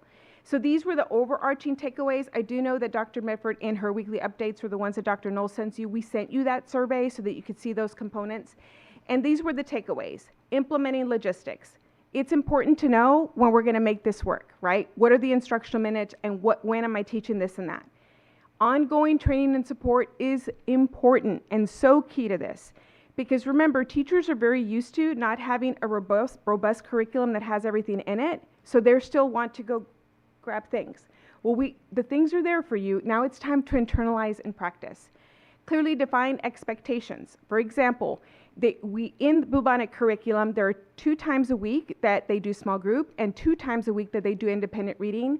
The Bluebonnet resource does not provide that. So teachers are like, so what can we do with that? Well, we have to provide guidance for that. How we work differentiation in small group. If they didn't get in the tier 1 instruction, then how do we help that child that is needs to be enriched, their grade levels above, or children that are struggling. And they also asked for teacher voice and teacher choice. So here's our timeline so far. So this guiding coalition came together on March the 27th. We were honored by our TA Associate Commissioner, Dr. Todd Davis, to be there to kick it off with us to talk about the resource and the great components that it has in it. So we talked about program and implementation and what it means, and the structures and routines. That's the #1 questions for teachers. How is this different? We spent a good amount of time talking to them about how this isn't vastly different from what we do. There was a lot of similarities in our current instructional model. And then we just recently met with them last week and talked about, I think April 8th, yes, it was last week, grade level implementation recommendation, what that literacy block looks like in scheduling and calendaring, what it looks like for special populations and the supports that are included and scaffolded in the Bluebonnet curriculum, what assessments already come with it. That's one thing. Teachers don't need to create the exit tickets or the quick common formative assessments. It's done for them. And also how to access the material and where are we going to put it, right? Because it comes all inclusive. And then we did realize that the work is not done. There's still some things that they had some questions for, so we're going to come back and be able to have another meeting on May the 12th, because based on our recommendation, or that our teacher recommendation that we're bringing forth to you today, once we know how we're moving forward, then we need to come back and talk about all the things to make it successful. So we'll talk about then differentiation in small group instruction and the professional learning plan. So what is it that you need first so that we can get started? So today we come to you with what they recommended on April the 8th, and it's for your board approval. We came to you with this because it's important to be able to have this step to know how to finish the transition plan, right? if we were to come first with a transition plan but not have a conversation about the grade levels, then we would be going back and forth. And I know I've spoken to you, some of you individually, about receiving materials and when they're coming, and you've asked me about this timeline, so it was important for us to know that today. So we did ask them, and they did this. It was an open live vote, and it was an overwhelming response. They had two options. One of the options was all in K through 5, and then the second option was a 2-year rollout, which means year 1 would be kindergarten through 2nd, and year 2 would be 3 to 5. The first time we had a conversation with them, they had like 9 options. And everybody had an idea, which is really fun. I think it's fun just to kind of hear the teacher voice. They're very creative in their ideas. And we had not a bit of a consensus. So we came back and had a conversation with them that it would be appropriate to get this done in 2 years, because if we prolonged that rollout once a year, then it would be time for a new adoption with the new ELA RTECs that are coming. So we came back and we had a discussion about this would be best, and then we said, but it really is up to you. And you can see the results were overwhelmingly, their voice to you to consider, and me as a representative, is that they would like to move with all in K through 5. Do we have any questions? Wow, thank you. I just want to state in general, Dr. Knoll, your team, Dr. Medford, Dr. Upshaw, you guys have been incredible in your adaptability. I know that we've kind of thrust this upon you, but we really do value the implementation. I mean, this is a huge part of the success, right, is understanding how we're going to implement. You guys are the experts on this, so we definitely want to defer to you guys, and we've just heard really amazing things. Just how professional you've been, how serious you're taking this, and the skill level that you're bringing. So I just want to state that first and foremost, thank you for rolling with us on this. And then also, so am I hearing the primary con to having a 2-year rollout is because there would be a new TEKS update, or kind of what are the pros and cons of doing both, if you don't mind? Let me clarify. Thank you for Okay. asking that. Let me clarify, because I could have maybe misspoke a little bit. When we came together the first meeting to discuss about what a possible recommendation could be, there were 9 different options. So at that time, we were at a 52-48 was where the vote was. 52% was K through 5, and then the 48 vote was K1 first year, and then 1 year in additional to that. So it would have been then 2nd grade the year after, the 3rd grade, then the year after, 4th grade, then 5th grade. So we know that there will be a 2nd edition of Bluebonnet coming in the Ember cycle that they will have again, which will be in the next 5 years. I think it's 2030 will be the year of implementation. Let me clarify. 2030, am I right, Wendy? She's going to check for me. So by the time we finish rolling that out, we'd be like, okay, we just 5th grade, you get 1 year. And so it's just not feasible, right? So we came back because the guiding coalition gives feedback to the district leadership team, and then we give them feedback. So then we came back to them, and we told them on the first day, go talk to your team, talk to your leaders. You are the representative of your school. How would this land on your school, your teachers? And so we did give them the feedback and mention to them, 1 year at a time is not a feasible rollout because of this considered variable. And they went, oh, well, we didn't think about it that way. So we really need to say it's either all in year 1 or year 1 K through 2 and 3 through 5. They were able to discuss among themselves, and then we had them take a vote. And you can see here that their recommendation was all in K through 5. So some of the conversation I heard, just to kind of answer your question, I know that there are pros and cons to both, right? One of your simple pros of the K2 model is just that in year 1 you don't have testing, right? So that is a pro there. It takes a little bit of that pressure off. But the cons to that are then you have campuses that are running 2 different curriculum. They have 1 instructional coach that's trying to support 2 different curriculum, as well as the assessment models are different within those 2 curriculums. So everybody is functioning in 2 different pieces. The feedback I heard, and Edith may be able to correct me too a little bit, but I think the overarching theme I heard when I visited and just heard them talking was, it was more about like, we're on one team here, and we don't we don't have half the team doing one thing and half the team doing another. Like our saying here is all means all, and I heard that in that room multiple times. Like it's all of us. This is who we are. That I think that my sense is that was really a driving force. I don't know if you felt differently, or Darren, maybe, I don't know. I would agree that that was the overwhelming response, just because of what it would cost to divide the campus. And one thing also that was brought up was the consistency of the curriculum across the district, everybody being able to do the same thing for the first time in a long time.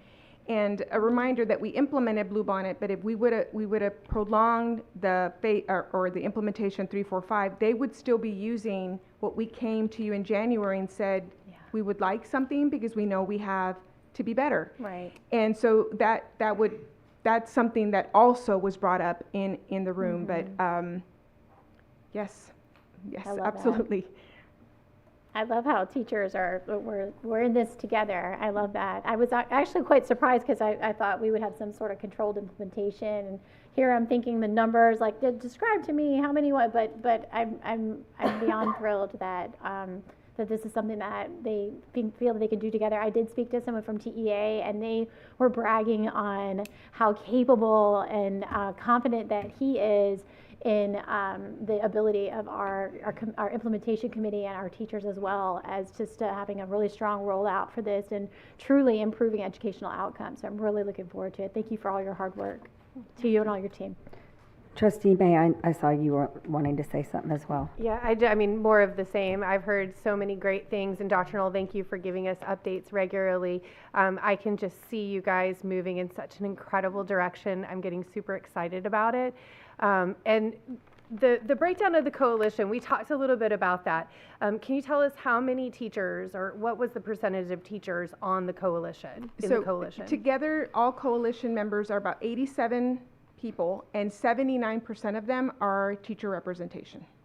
So that's huge. And 71% to 29% is pretty loud, right? And I do want to add that I am the mere voice of the teachers that represented in that room, and of the leaders that are leading it. I get the privilege of being up here tonight to be able to talk to you, but our teachers in Conroe Independent School District would make you proud if you would have been present.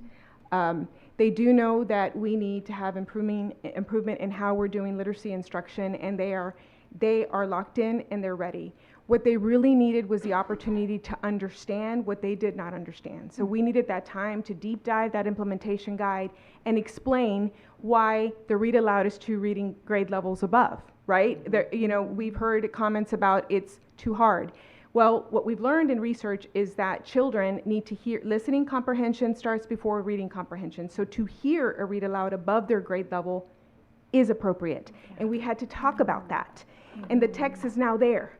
So all of that gave them the opportunity to understand and go, wait, we do still get to do small group. Wait, we do still have independent reading and differentiated instruction. So when they heard that, and they knew and they saw and they got in themselves and knew they were part of how to make this successful, they went all in. Love that. I have one more question for you. So once we make this decision, what does receiving the materials look like? Because I know that teachers probably are really anxious to get their hands on it. They are, and because we are a very big district, it's a lot of stuff that's going to come to the district. One of the good news is that we did have clarification here recently. We want to thank Wendy and Darren and of course the team and Mark that are constantly reviewing the FAQ from TA about this, is that we initially thought that the transition plan had to be adopted and then we could order. Well, there was an update about a week ago, and Wendy, wait a minute. So we asked, and they actually said the moment that the board approved the TEKS ratification and also approved our grade level, we can actually order. So we have a queue. We already have it queued up of what can get ordered, so we can actually order tomorrow. And so that puts it in a month ahead of schedule, which we know that is a huge thing for us, because the last thing we'd wanted is stuff rolling in August for our teachers, because we want it to be in their hands so they can go through it and feel even better what they receive to be ready for the first day of instruction. Wonderful. I want to just say quickly thank you for all of the work you guys did and for including the teachers in this process. I can understand why that everybody wants to be all in on something. It sounds now that they've had a chance to go through the curriculum, this is something that you would say teachers like, the district likes. It's a good, solid curriculum. Thank you. Oh, that's what they said. Oh, yes. Oh, I'm sorry. I have to say, I'm like, yeah, thank you. Yes, they do. They do feel confident about the resource. Now, when we came and had a conversation on January 7th, we did know that we needed to get better. And as district leadership, we did mention to you that we would be okay with either one. We had not mentioned at that time that we wouldn't, right? Just like any curriculum that gets put on a list and approved that has been through a high rigor rubric, all of them are better at one thing than another, right? But we did know that we could wholeheartedly back up either one of the two that was being brought up. So we were now able to communicate to our teachers why we believe that, and so we could have them connect. Because what we've learned is we're not abandoning old practices. What we're saying is we now have an all-inclusive resource that has that there for you. Before they had to go find it. And they needed to see that and feel that. So yes, I would tell you that they understand and they're bought in. Obviously, we were all also surprised at the result. We had already mentioned to them that we would go with majority and possibly not a consensus because we knew the timeline was important, but they surprised us too. So, yes, ma'am. It's great to hear. I do have one question about the transition plan, the transition plan itself. Yes, ma'am. Is that something not typically required with other instructional material or curriculum? It is required with any OERE, and currently the only OERE that is approved is the state-approved Bluebonnet curriculum. And the reason being is because the Bluebonnet curriculum comes with that program internalization and how coaches do, and checklist of student work analysis, all these great things that we already know are research-based, and it asks you how you're going to implement the item. One of the reasons that I would say why it's important is because you've heard before, we adopt it and then say, go. Mm-hmm. And then, I remember Wendy's words one night when she was up here was, and then we're like 3 years later, I don't have a book, textbook, right? So what's important is for us to constantly come back and make sure that all our stakeholders understand where the resource is, how to access a resource, and how to be able to help. Any new teacher having on board for you didn't receive the beginning of the year training, what are we going to do when you get hired in October? Because we grew, right? So you feel this is going to help us internally? This isn't just something we're sending out external. This is actually helping us track as a district? Yes, and as a curriculum leader, I'm going to nerd out a little bit. It's my dream come true. When you look at, honestly, I know that's really weird for me to say, but checklists and timelines, my own team makes fun of me. There goes Upshaw with another timeline. But as you see, it serves us well. But it has all the teeth that I guess I could say, for lack of a better word, that it tells us, here it is, and this is why, and this is our check-in. It gives us not only our responsibility as district leadership to check in on it, gives us a role of a principal and assistant principal. It gives us a defined role for the instructional coach, right? That's great. So I didn't teach third grade, but I'm coaching third grade. You have a coaching guide. Here we go, right? And making sure that happens in planning, and making sure a couple of years down the road that teachers don't go try to find the things when the things are there, right? Because that was the that was the purpose of this type of resource. That's great. That's great to hear. I'm really excited about that. I think that's going to help us as a district. So really excited. Thank you for all your work. And since there's been lots of kudos, I won't pile on. But I do want to state that I knew when you all had the time, you would see what we were seeing. And I am so thankful for the leadership that was shown, and not just with you and your team that you were working with, but all the coalition members, because they're going to be the leader or a contact, a voice on their campus. We have at least one at every elementary, right? Yes, ma'am. Because you said there were 70 teachers. Yeah, all 52 campuses have a representative. Yes, see, but you said something like 70 were teachers. So 79% of them. 79%. Yes. Okay, I was thinking. Okay, so anyway, I just say kudos to all of y'all. Thank you. My first initial concerns, as I said before, was I was like, whoa, we were thinking we couldn't do all of it, and you all proved us wrong. And the second was, can we even get all the materials? And we've been assured they're waiting for us. And then the third thing was, Dr. Knoll said to me, you all approved it, we will implement it. And that that gave me peace over that. So thank you all very much. So is there any other discussion? Yes, we do. I like to motion that we approve the Bluebonnet rollout recommendation, all in K through 5. So moved. Second.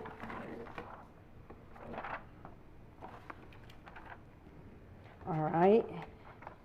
Oops, put you in the wrong spot. Okay, and then Dawson made the motion. May actually said so moved, and then Nelson seconded. But anyway, it was kind of it kind of got backwards, but we got it. We got it, right, Linda? Actually, Nelson so moved, and I second. Okay, reverse. But actually, Dawson made the motion, Correct. so she's the motion, and Tiffany seconded. Correct. There we go. Okay, so no more discussion. We have a motion. All in favor, show by the uplift of hands. And the vote carries 7-0. Thank you so much. Thank you. I don't know who all's here. I know Darren's probably here. Is Mark here? But just thank all of y'all for your. Could you stand, Wendy, please? thank you. This has been a huge task. We recognize it, and seriously, as you just heard, everyone applauds you for it. Thank you. Okay, item 7A, receive information regarding the naming process for the new Conroe ISD campuses and facilities. And I have that as Dr. Blakelock. Yes.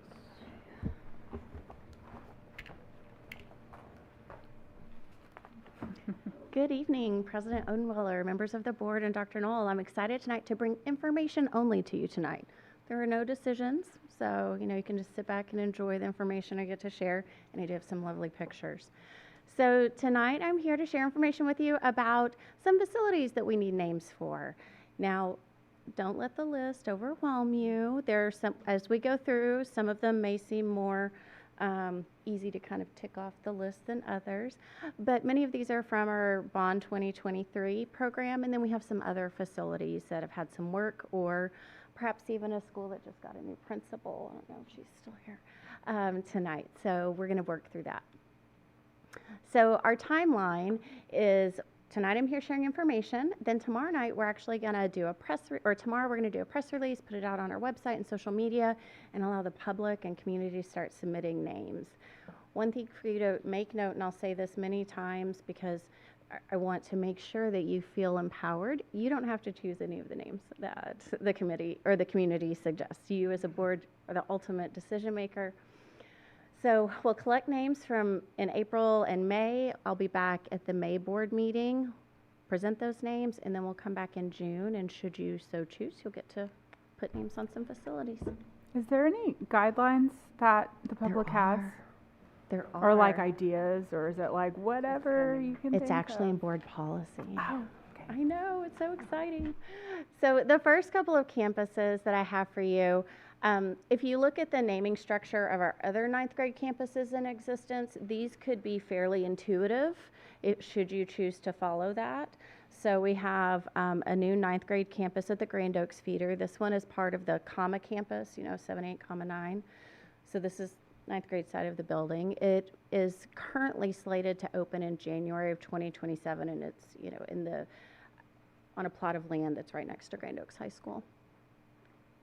We also have the 9th grade campus for the Caney Creek feeder. This is on 1485 north of 242, opening in August of 2027. So again, there could be some history there should you so choose to follow that pathway.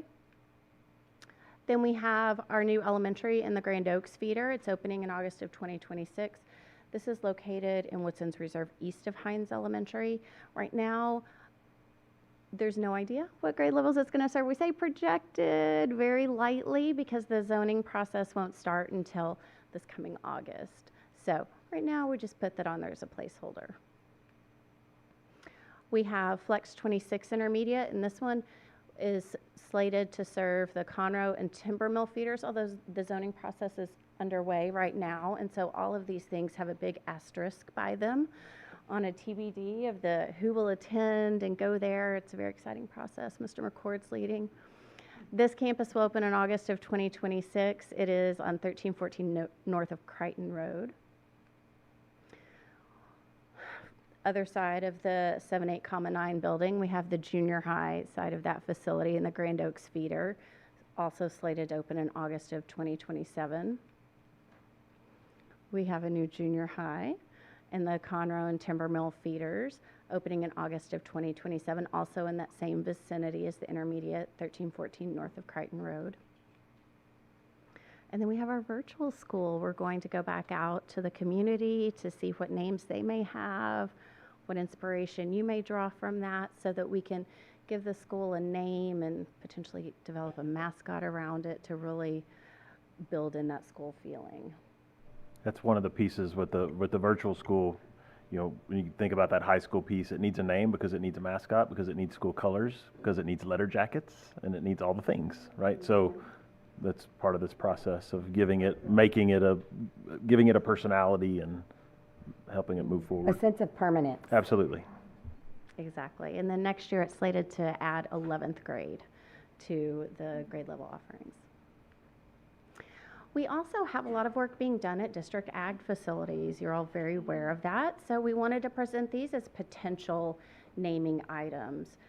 You know, we have a lot of people in the community who've done a lot of work advocating for these, or perhaps donated land. So we'll be putting that out there for the community's consideration. And then we get to the rules. So board policy CW local outlines how names may be submitted. High schools are named after geographic regions. Everything else is pretty much anyone of note. Historical figure, landowner, worthy community member. It really is all across the board. So these will be the rules that we'll share with the community, and then we'll bring all that information back to you. Again, I will see you May 13th with more. Can you go back to slide 1 just with the list? Oh, yes. Maybe not. Maybe no. And we'll be making decisions on May 13th. Is that no? So yeah. So let's June 7th. Let me talk you through the process a little bit, because I know this is A, it's a long list, and B, it's new for. But could I ask quite one a few question people. before we Please. go Yeah, through absolutely. that? I'm sorry, but the 9th grade campuses, don't we normally just name them Yes. their high school? Because then we'd be taking their identity Absolutely. away from them. So we those are could the easy remove ones. those. Yeah, we need them to be named, Yes. but those are Okay, easy. that shortens right? that list. Caney Creek 9th grade. That's why I wanted to pull this back up. So Caney Creek 9th grade, Grand Oaks 9th grade. Those are really easy ones. The ag barns are ones that you could name, but you don't have to, and you don't have to do it now. So it may, it may feel overwhelming that you have so many, and so you might just decide punt on that. That's not a problem at all. The virtual school we do need to name, and these other schools will need to name as well. So what we will take recommendations from the community. You'll get a spreadsheet that'll have all of that information. It's not uncommon that we'll have a couple of folks join us in public comment and share some information as well. In May, you'll get you'll get those spreadsheets. It may be that you have questions about folks, because the benefit of us having been here a long time is we probably know a lot of the people that names may come up. So you're always welcome to call me and talk. I can tell you, oh, that person had this job, that job, whatever it may be. If there's, folks that worked in the school district as well. And then, so we'll come back in June, and then it's just a process that we'll go through campus by campus. Normal process, right? You'll have your discussion ahead of time, so you can kind of float some things out there. But then you'll just, motion second and name each school, and we'll just work down the list. Sorry. No, you're good.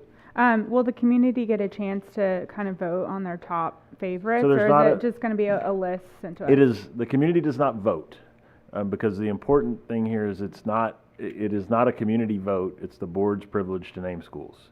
So we don't ever want to give the impression that just because somebody has the most number of names on the list does not guarantee that they're going to get they're going to have a school named after them. I would encourage folks that may be listening that want to advocate for someone. I believe, and I don't get a vote. So first of all, I want to make everybody to know that I don't vote.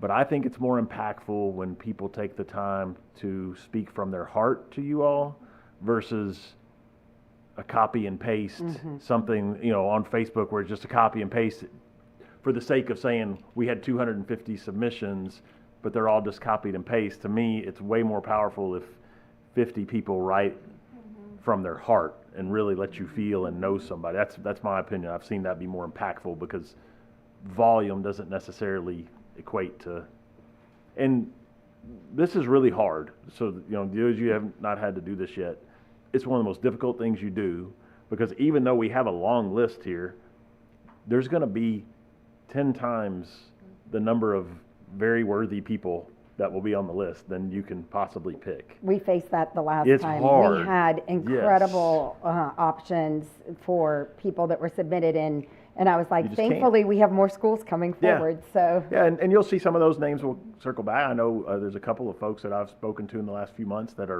they're ready, and that's great. Well, I know we'll hear from them. But it is a difficult process. Like the good news is the 2 ninth grades are easy, and then after that we'll have to work a little bit. So. All right. Anything else? Thank you. Thank you. Thank you. Now we are on to receive update regarding the 2024-2025 District Improvement Plan goals. Dr. Medford? Good evening, President Odenweller, members of the board, Dr. Knoll. I bring my little buddy and I back to update you. He's coming. Drum roll. There he is. I think it's just so indicative of the fact that I get the privilege of standing before you, but there's really a team of people, and in our little Conroe logo, we have the little apple, so this represents all the people that do all of the hard work behind me getting to stand up here and share it with you. So tonight we get the little smiling apple represents Laura Willard, Dr. Paula Gorman, our community outreach, dropout prevention department, Dr. Lozano, our newcomer center, and then Nikki Thibault in our ELA department. I think this evening it really kind of shows the vast range of students we serve in our district and the work required behind the scenes, right, to make it work so that all our kids have what they need. It also represents a lot of the requirements that we are privileged to get to fulfill for the state and the federal government. So here we go. Here's some exciting things. So we're looking at performance objective 16 and goal 1. So this is HB3 on the CCMR side, is really just to summarize this, looking at that PSAT scores, SAT scores, TSIA 2.0 to make sure that we're really increasing our participation and how our kids are doing. Then this goes over and really tracks our economically disadvantaged kids in the same way with that CCMR goal. And really what they're working on is helping them have that 4-year plan. And Naviance is a really great program that allows us to do that. And you can see that we're really starting to see that being used more across all of our campuses for our junior highs and high schools. This looks at increasing dual credit and our AP enrollment. So, there's 2 very different types of student that likes different types of programs. Dual credit usually are the kids that know they want to stay in state. AP has a lot more options, right? They can take lots of different courses, and then we see those can apply all across the nation. And then this last one is really looking at driving that instruction and that data. Dr. Povich and Laura Willard and our C&I team have worked really hard to bring those teachers together and really work on focusing on improving those scores as well. The next one we're looking... Sorry, before we move on from CCMR, yes. Sorry. This is close to me, sorry. I didn't know what happened. Sorry. Remind me, for the CCMR, we've actually gone over our goal, correct? Yes. What was that percentage again? Oh gosh. Sorry, I feel like it was 80. We're in the 80s, mid to high 80s. I think we're already past it. This is one of the ones that we'll bring to you that we'll start looking at the early literacy and math, and then this one we've tracking it, really talking about it. We've seen a large increase here. So yeah, that's a pretty substantial increase. What strategies would you say are really driving that percentage? Or it's the data tracking systems that we worked on, not for this, but across all of what we do, right? You'll even see that in our dropout prevention. We've just really, everyone's kind of dug into how do we help our campuses? They have so much going on. What can we do to help them? So the way we track dropouts, we send that to them quarterly now instead of just once a year. We track every individual kid and knowing what they need. We've actually have campuses starting where the kids are kind of in charge of their own, like what do I need for my next step so I can earn my point and be excited about that. So I think it just has to do with the intentionality of our campuses and their hard work and looking at what does each kid mean individually and what do they need. The other part is we have to also give ourselves a little bit of grace in learning the systems. When they change, it's a lot. And you just in the agenda items that you guys see that you talk about in a month's time, you can imagine what that's like on a campus. And they're taking all of that in, learning it, and then applying it, and then teaching it. You know, Dr. Smith across the street has a few children and a few employees to make sure she communicates that too. So, and it's not our only high school that's giant. So I think that's an example. It also started our junior high. We've redone that course catalog, really engaged them. You can even see that with the login. So I think there's just some intentionality with what we've done with giving our campuses the ability to track individually. And our secret weapon is sitting over there is Dr. Chris Povich. Secret He gets a weapon. ton of the credit because the term intentionality describes exactly what he's done to make sure that this happens. So thank you, Dr. P. Thank you. Thanks, Dr. And that goes into also the AP as well. Getting, you know, it's easy to talk about the number of K through 5 teachers and getting them. We know there's a lot of them, right? So being intentional, but when you have a AP biology teacher at each campus, and he's done a lot of work there. So it's a big team working hard. Was there a strategy too with this? Yes, so that's what's been interesting. You know, we kind of adapted this to what we already had going on. This is college readiness. Last time I presented career readiness, so strategy 2 is a career strategy that I presented last month. I know. We tried to make it fit to where we weren't trying to overlap and make it clear, but we have a better plan for next year, hopefully. Thank you. Any other questions? Okay. The next one is performance objectives 17 and 18. This is our community outreach. I just kind of mentioned the work that all of the different departments have gone into helping to track our students so that we know we have a lot more mobility. People move in and out. The bigger we get, the harder that becomes. So working on those reports. We talk about our migrant, yes? That's one of my exciting things about Bluebonnet is with mobility, it's usually a lot within our district and we'll have consistency and not a lot of loss there. But sorry, that would fit better in the other part. It's okay. So our new clickers. So this one looks at our migrant students after they fill out that family survey, tracking them on dropout prevention. This one also looks at that graduation rate. This is one of the additional reports we talked about, those biweekly reports when we start talking about attendance, like what do we do not only once they've left us and we're not sure where they went, that's kind of after the fact. We want to start identifying students that give us a clue that they may be leaning towards that direction. So that attendance specialist works with that. Goal 4, performance objective 3, is Mr. Lozano's and his newcomer team works on increasing that connection between students, home and school and community, making sure that they understand the graduation requirements, all the things that goes into school in the United States. Also increasing our Spanish information so they feel welcome and feel like they have all of the information they need to make good decisions for their kids. And then strategy 3 monitors our students with interrupted formal education, making sure that we have those meetings to help those parents understand all the different options they have when they come to school, come to the United States with that interrupted education. And then the last one is goal 1. This is our secondary ELAR. So this looks at back to kind of what you more traditionally are used to me sharing, is looking at different TEKs and how they impact all of our students. So this is strategy 1 is 8th grade, strategy 2 is 7th grade, and you can see the progress there. We're kind of bouncing around, but hoping it evens out here at the end of the year. This one's looking at revising. So again, looking at, this is English 1 and 8th grade. And then this last one is 7th grade, the revising one for 7th grade. This one we talk a lot about our RDA, where we required to monitor our emerging bilinguals and our special ed. This is one of those ones where we have lots of numbers in one slide, but really tracking that algebraic, oh, that's not supposed to be algebra. That's supposed to be English 1. I didn't change that one, so that's my fault. But that expected result is for the ELAR for that. And then this was walkthroughs, making sure that we're giving that feedback to those teachers. Anytime there's high contributing campuses, we want to make sure that we're helping those teachers learn and grow. And that's where that goal is measured. And then again, we look here for our EBs and special education students, looking at that approaches grade level. And that's what our little buddy, the apple, has to share with you this evening. Questions for me? Does he have a name? Not yet. I need to. We have to have a naming. Kind of bonding for a minute. gotta get to know each other a little more. You should do a survey. Just kidding. Put it out on the website. Are there any other questions? No, you're fine. All right, so moving on to the next item on our agenda, planning and construction. Consider and approve the guaranteed maximum price amendment for Oak Ridge High School Master Plan Phase 2. And Mr. Foster. And I'd also like to state thank you again for putting together our tour over at Campbell.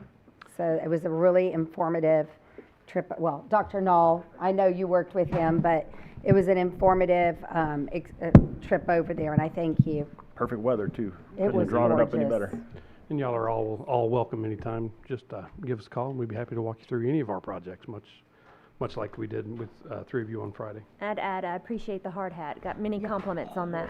Yes, my husband was just like, are you kidding me? And I was like, yeah. I was pretty proud of my hat. All right, well, good evening, President Odenweller, members of the board, and Dr. Null. It's my pleasure to bring forward for your consideration and approval the guaranteed maximum price amendment for the Oak Ridge High School Master Plan Phase 2 project. So this being a 2023 bond project, a Phase 2 of a multi-bond master plan for Oak Ridge High School.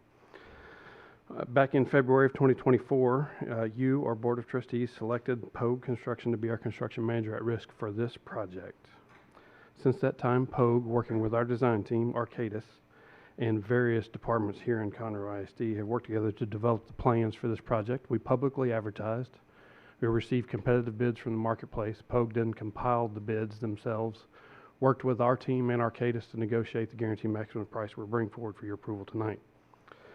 So the GMP we're asking for approval for is $51,357,563. And that's measured against the overall bond budget of $62,169,000. This time we're requesting your approval of the GMP. Is there any discussion? Do I have a motion to accept as presented the amendment for the Oak Ridge Phase 2 renovation? So moved. Second. All right. All those in favor, please show by the uplift of hand. And the motion carries 7-0. Next item up is item B, Planning and Construction. Consider and approve the guaranteed maximum price amendment for McCullough Junior High School addition and renovation project. And you're up, Mr. Foster. For this approval, again, it's another 2023 bond project we're excited to bring to you for your approval of the guaranteed maximum price. So back in February, again, your board selected Tellefson Builders to be our construction manager at risk for this project. Our design team here is VLK, and together with Tellefson, VLK, and many district departments have worked together, along with administrators that have been there before, some that have been there after, and several people in the district to bring forward for this project at McCullough, to bring some much needed classroom spaces into that building so that we can better serve the population that's living in that campus.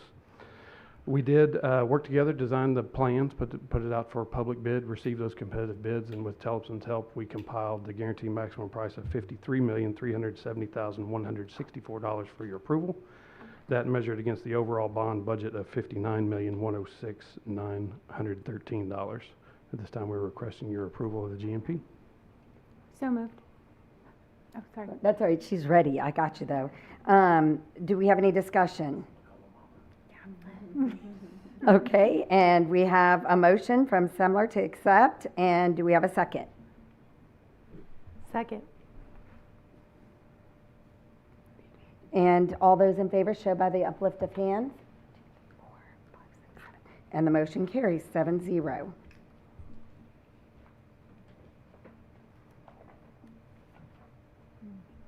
Okay, item, consider and approve the guaranteed maximum price amendment for the Conroe High School Master Plan project. We don't have enough going on around here these days. Mr. Foster. Indeed. Now, this is a different type of amendment. So this is actually a change order to the Conroe High School Master Plan project, which is the current contract is a 2019 bond project, and this is a multi-bond master plan project for Conroe High School. As we told you back in August, we've been at Conroe High School for about a decade. working on that campus, that master plan, which we are finally at a point where we can see the light at the end of the tunnel. And this is our final cost allocation for this campus. So we're bringing forward for your approval a final cost allocation of $7,756,521 to increase this contract to ensure that we get this project across the finish line. Our contractor, Elisor, who's with us tonight, and designer PBK, who's also with us tonight, and our sub-consultants who are also with us tonight, and the whole Conroe team is here to support this particular item here so that we can incorporate not just the work that we'd planned for the 2015 bond, the 2019 bond, we're also able to incorporate many changes and improvements to our high school designs that we've encountered as we've developed the plans for the 2023 bond projects that are currently in progress, scheduled to open in August of 2027. So this change order will help us get this whole project across the finish line and bring it up so that when Conroe High School opens in 2026, this project is finished, that it will be a modern high school like the other high schools that we're building in the district. So this time we're requesting your approval of the final cost allocation of $7,756,521 for Conroe High School. Discussion? I have a question, Mr. Foster. Yes, ma'am. Go ahead. I'm sorry, I didn't see your hand. On the $7 million additional funding, we had previously set aside $18 million for any unseen circumstances with the Conroe High School feeder. Yes, ma'am. What changed? What changed? Well, we've been working together with, Elisor, their team, PBK, our team. We've had several late nights and many weeks of cost analysis, looking at everything that we've spent on the project, looking what needs to be spent to finish the project. And we've actually bettered that estimate. So rather than coming in at the full 18.8 million, where it would be a grand total of 17.75 million. So we feel like we've done better against our own estimate and also better against the market. When you look at the construction price index over the last 2019 to 2025, the market has increased about almost 50%. So we're looking at an overall increase at Conroe High School of about 13% from the original bid. So we feel like we're performing very well against all the analysis we've done. So you said 7 million or 17 million? The total change, so back in November a year ago, a while back, we brought a $10 million cost request to the board, which was approved. So the total cost allocation would be 17.7 million. So this is just phase 2 of that, because we promised back then that we'd be diligent and try to allocate only as needed. And we're happy to bring good news to you tonight. We're not asking for all the money. This is what our team promises is the final cost allocation to get this project over the finish line. Were you going to say something, Dr. Nolan? Yeah, I just wanted to clarify that. So when it was mentioned a year or so ago that we were putting 18 million aside for Conroe High, we only allocated 10. So this is the additional 7. So it's not on top of that 18 that we had discussed. It's the actual now putting that money into the project. So when we pulled that 18 million back into didn't we pull that back? Yeah, we had 18 million that we had taken out of our fund balance and we had set over there.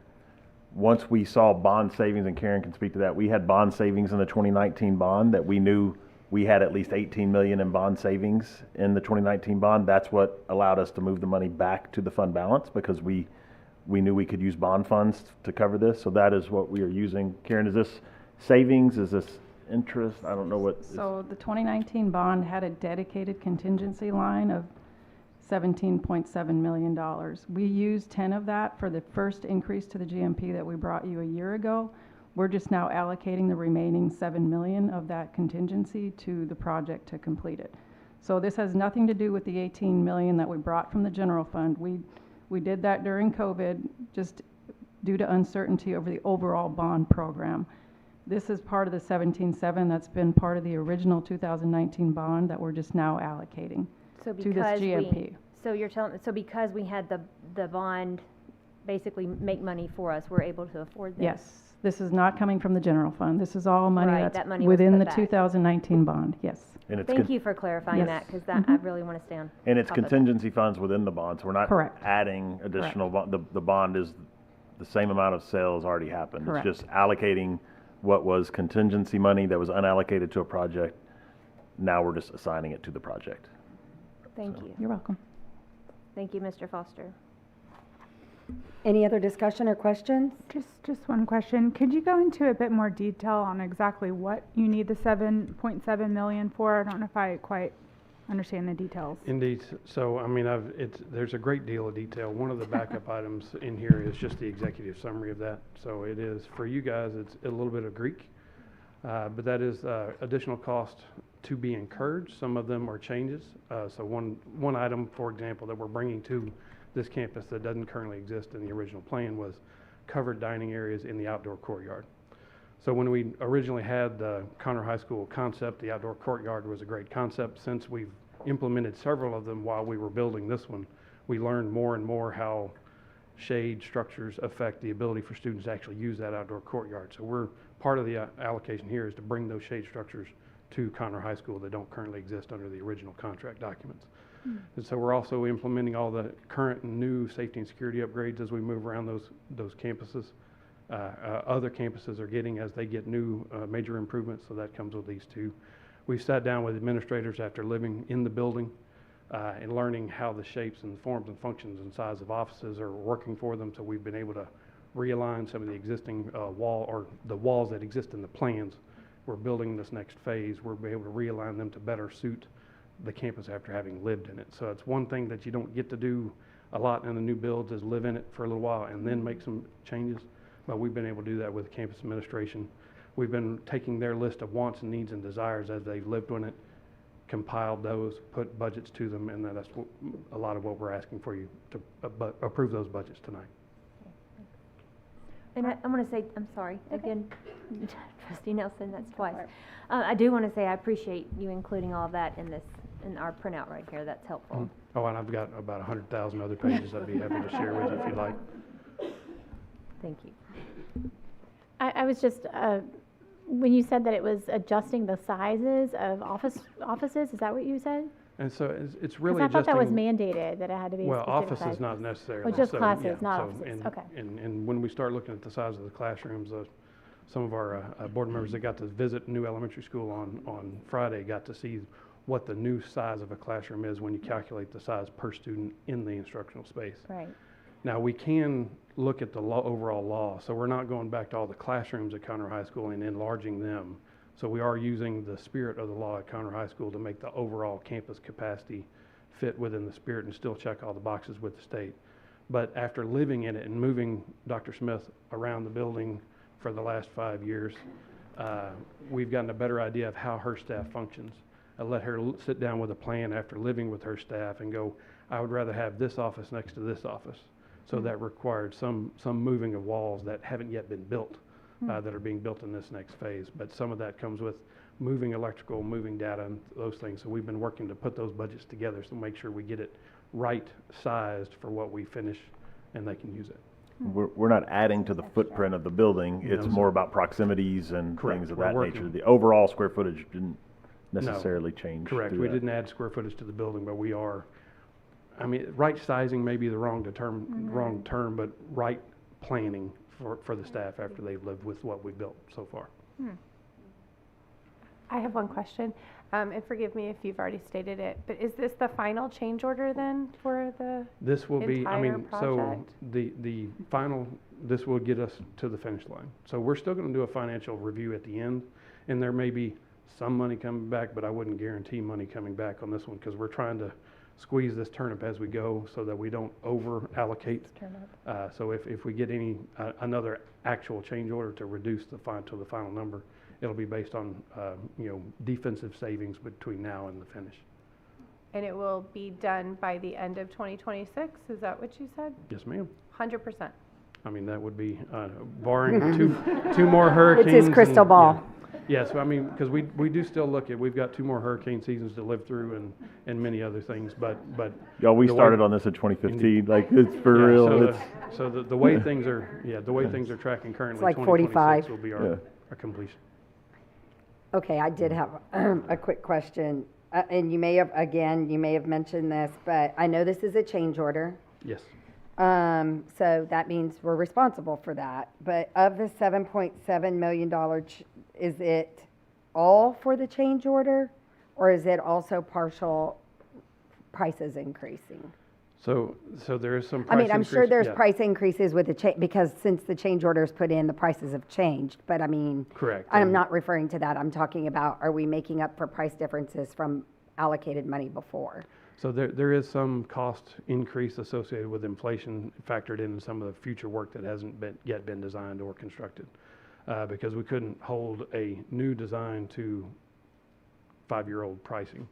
But the testament of staying within the percentages we talked about is where our contractor and our design team have worked diligently with the people that are already under contract to hold their feet to the fire to the best of their ability. We have lost some subcontractors along the way. We've had people go out of business. We've had some other issues happen where we couldn't get the materials we originally ordered. So some of that is factored in the final cost here. But I'll point you back to this sheet. You'll see these for every project we turn in. But the yellow column in the middle is our projected cost to complete those divisions of labor. So when you total those all up, calculate the fees, we did talk about discounting the fee with our contractor, so their fee is a static number, no longer a calculated number. Our design team has settled their fee where they're at again at a static number, not a calculated number. So as when we put all those numbers together, total it up, measure it against the maximum price, the delta is what we're asking you for. Thank you. As Mr. McCord always says, thank you for the viewing audience. Because You're I welcome. just wanted to clarify that. All right. Did you say there's representatives from PBK and LSOR here? Yes, ma'am. I mean, Can you say hi? absolutely. Where are you? Oh. Stand up, Would say the hello. Conroe team Hello please there. stand up? Hi, Cody Boyd. Had the pleasure to work with your district for almost a decade. Brandon Ross, PBK. John Ellsworth, I'm sorry, go ahead. Russell Hagel, Ellsworth. John Ellsworth, Ellsworth Constructors. Here's Ellsworth. Adam Jones, DVR. Wonderful. Thank you. Thanks, guys. Thank you, guys. Okay, so do I have a motion to accept this amendment on the maximum price for Conroe High School Master Plan Project? So moved. Second? Was that May? Yes. Thank you. All right, all those in favor show by the uplift of hands. All right, the vote carries 7-0. Now get it done. Just kidding. Yeah. Make that crystal ball shine. Is Tasha not here anymore? Or? Oh, She's here. yeah, somebody check her, make sure she's okay. I think she passed out back there. She's quiet. I couldn't believe it. I didn't fucking She's a little perplexed. sick 'em tigers or a pom-pom or something with a... Okay, Mr. Foster, we are now on to, and we don't have to vote on this, yay. Receive capital improvements and updates, and I understand we So have we're going to some- change it up a little bit here. Yes, we Mr. are. Foster has done his work already on this item, so we're gonna do something a little different. Just for the sake of trying to preserve our time in these meetings, we are making an adjustment to how we present the capital improvement updates. So Mr. Foster has prepared his normal update that he would do for us. Did you make this video? But rather than, we're looking at our new website. That's what you're seeing here is our new website. Rather than him present it during the board meetings, he actually presented and did a voiceover on his PowerPoint ahead of time, and he will continue to do that each month. We will not show the video in here, but it will be added to our website. So folks can just go to the website. We'll continue to do our monthly updates so people can see what we're doing. We still get to hear Mr. Foster's explanations about what we're seeing, but we'll just see it on the website. And so Dr. Blakelock is going to show us how to navigate to that on the website. Dr. Knoll, here. would you Yes. also, in your update, when each month comes up, would you include it in your update to us? Yeah, we the can put a link. Yes, that'd Absolutely. be great, because that lets us know it's available for viewing. All right, so I'm going to show you from our homepage. On our homepage, we have two different options because this is going to be linked. Well, tonight's update is already linked on the board meeting information page. So you can access it by clicking About or by going up here to Explore. Then we have our board meeting information. I'm going to try not to make you guys sick and scroll real fast. But also scroll appropriately fast. And then down here under presentations, we of course post them every month. And so as we move forward to April 15th, you can see capital improvements is already posted. Our process is to post all the presentations you see tonight within this week after you see them, but this one we will start posting early. And so My name is Easy Foster. I'm the Executive Director for Planning and Construction for Conroe ISD. It's my pleasure to bring for you an update. It has Said all is the on schedule for pictures. opening It's for the same 2026. design that everybody knows and loves. And that's how we will do the updates now. All right. That's great. Thank you.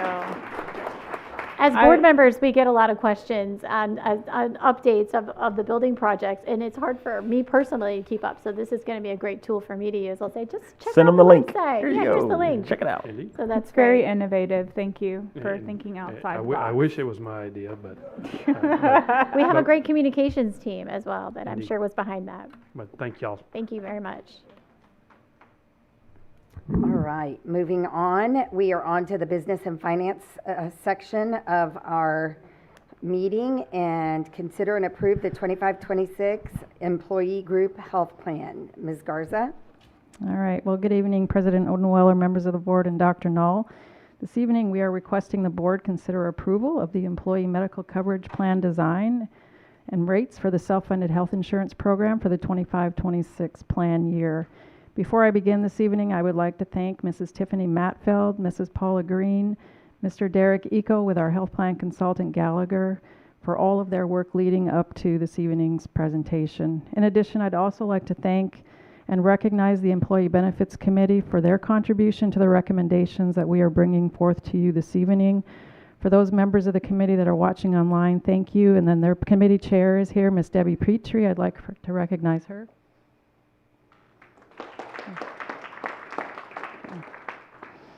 All right, the group health insurance plan has performed very well over the last few years, allowing us to hold reserves in the plan without loss for nearly 3 years.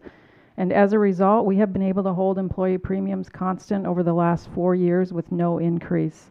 However, during the most recent plan year, costs have increased significantly, upwards of 15% over the last 12 months, with reasons varying from increased utilization in the plan to an increasing number of high-cost claimants. Due to these rising costs, the Employee Benefits Committee is proposing medical plan design changes along with premium increases for the 25-26 plan year. An additional contribution will also be necessary from the general fund, estimated at $3.4 million, to ensure that the plan remains solvent for the 25-26 plan year. For employees that may be watching online, the detailed presentation of the plan design changes and premium recommendations are available that were discussed at the April 1st workshop. They're available on our website, where Dr. Blakelock just shared the information on the board meetings. Mr. Eco from Gallagher is here this evening if you have any additional questions that you would like to have answered before we make the recommendation. Any questions or discussion? I think I owe you a thank you for sending that 10-year Sure.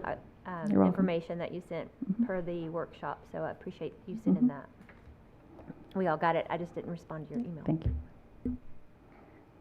The only thing I would like to say is that while this is an increase on us this year, and we've been hit hard with the plan this year for 3 years.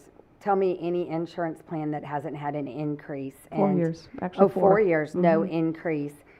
Every insurance plan out there I know has had increases, and I'm thankful to you all's stewardship and leadership on that, that we were able to go that long. And extenuating circumstances this year have depleted our coffers on it, and we have to take action. And I thank you all and your committee, and the committee chair back there for the work that was done, because it was a hard thing to have to go through and see. Yes. So thank you very much for all You're the welcome. work that was put in. Any other discussion? I just wanted to echo those thoughts. It's never good timing, especially with the legislature right now. We realize it's still high inflation. People are hurting in this economy. So it's tough, but we have to keep our plan solvent. Exactly. Is this something that we're going to look at next year? again? Yes, every Right. year. We will Okay. start to analyze this even probably early in the fall and kind of see how we're trending compared to projections, because if we're going to make a move to TRS, and I'm not saying that's what we're recommending, but if we're going to make a move, we need to make those decisions in late fall. And so we'll, obviously it's something we bring you every month in our financial updates, so you'll be privy to that information as well. But it will be something definitely we will be watching closely next year. And one of the things I have heard is how good our plan really is in comparison, even to TRS and other options out there. And we've had a pretty good plan. Right. So we really, the goal would be to keep it going. We want to fight can. to keep it as long as we can. Yes. Yes. And folks still have options as well. So if they were on the essentials plan, they Correct. could always move if finances Right. is, If they're willing is to an switch issue, doctors, they're if their doctor was not on the Blue Premier plan, but they're willing to move, to save money on premiums, then absolutely. Yeah. They have that option. Okay, Great, anything thank else? you. All right. Do I have a motion to accept the presented employee group health care program for this next year? I move to approve the 25-26 employee group health program. Okay, and second? All right. All those in favor, please show by the uplift of hands. All right, the vote carries 7-0. Thank you. Thank you. Thank you, Ms. Garza. All right, financial updates and reports. All right, this is our financial update as of March 31st. Our first statement is the balance sheet. Presented here is the general fund, debt service, child nutrition, and self-funded insurance. Next statement is the income statement, shows the district's revenues and expenditures year to date through March 31st. Same 4 funds are represented here. This is our 2023 bond referendum status update. You can see the majority of projects are well underway. Total funds encumbered and expended are $562.9 million. And then our self-funded insurance update through March, running a deficit of $4.9 million. And as I said, we will continue to be closely monitoring this as the year continues. Our investments as of March 31st, par value of $1.4 billion. I wanted to say million, it's billion. The pools are yielding 4.48%. Our combined portfolio is at 4.49, and then our T-bill, the 90-day T-bill, is our benchmark at 4.19. Thank you. Thank you. All right, that moves us on to item 10, executive session. So the board will go into closed session pursuant to Texas Government Code Section 551.071 for a private consultation with the board's or the district's attorney on any and all subjects or matters authorized by law in Section 551.074 to deliberate the appointment, employment, evaluation, reassignment, duties, discipline, or dismissal of a public officer or employee, including but not limited to a discussion regarding a recommendation to propose non-renewal of a term contract employee. Any action, vote, or decision of the board with regard to any matters discussed in closed session will be made when the board returns to open session. The time now is 8:39, and we are adjourned.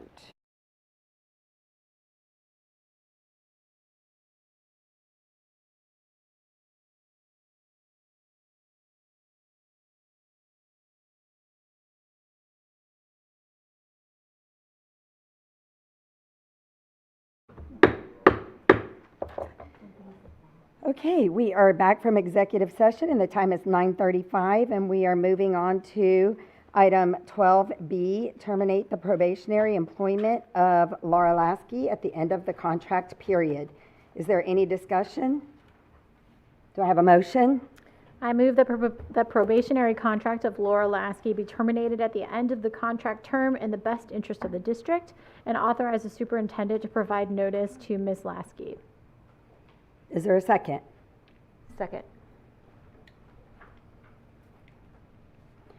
Okay, all in favor of this proposal, please, this motion, please show by the uplift of hands. All right, the motion carries 7-0. Moving on to item 12C, under legal, receive information regarding Texans for Excellence in Education Policy Audit recommendations and consider changes to the following local policies: AIB, BF, CL. Do I need to read those out by law? Okay. AIB, BF, CL, EFA, EFB, EMB, FNNA, FNCA, and GKDA. And tonight is the first reading of these policies, and I personally I'm going to open up the discussion. I'm extremely excited and proud of the work that's been done on this, because for 2 years I've been bringing concerns to the board, and finally we are seeing some movement to protect our children.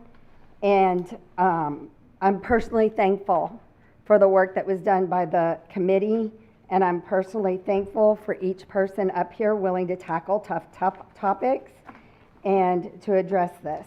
So this is one step closer to the things that we came here to do.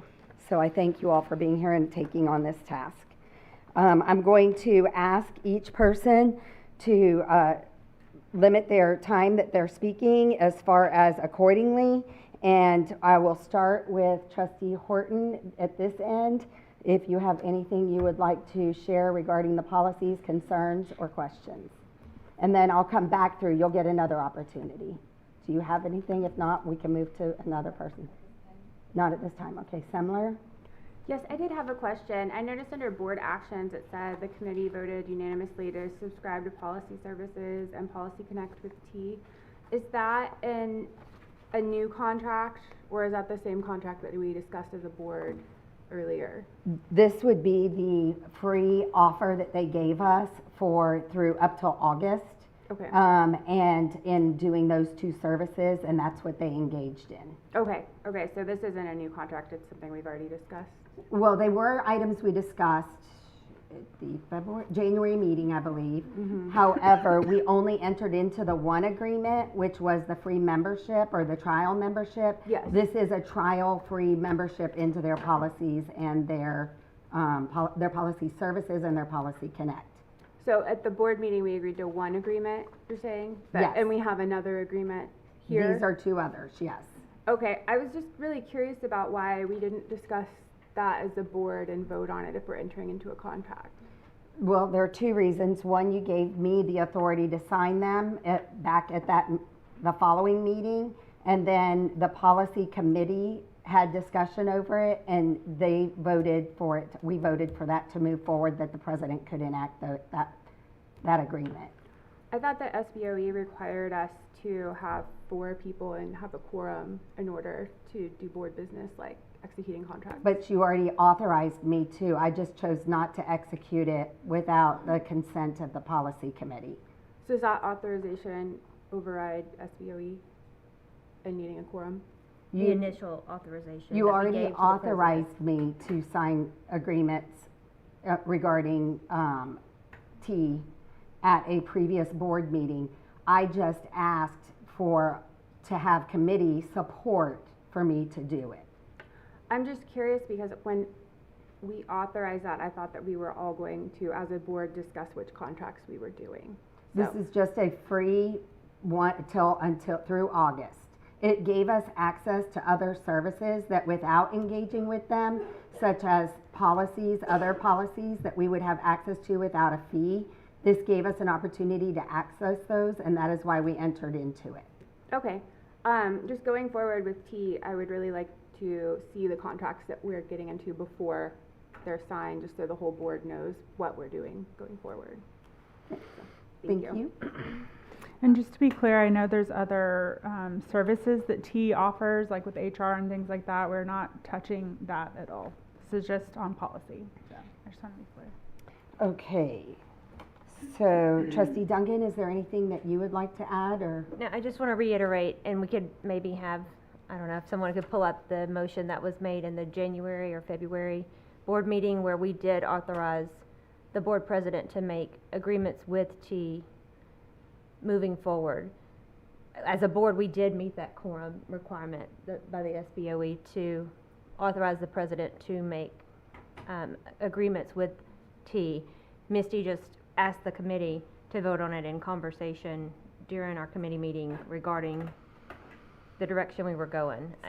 I would like that to be, it doesn't have to be right now, Ms. Gladys, but if the board could see that motion that was made in a previous meeting that gave the board president authority. I just didn't want to be acting unilaterally when we made that, when we were having that discussion, so thank you. Just pointing out that we didn't violate the quorum. Yeah, my concern was mostly that if we're entering into a new contract and we're spending taxpayer money, I think that as a board, we should discuss before we do that. But there was, and there, just to reiterate, there were no funds, there are no funds attached to the entering into that agreement. There was $0. It was a initial entering into it with them.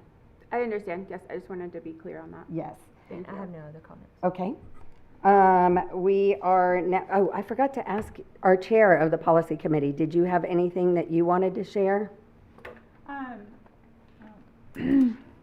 Yeah, I just wanted to reiterate that T did a great job with this policy audit. This was vetted by legal experts.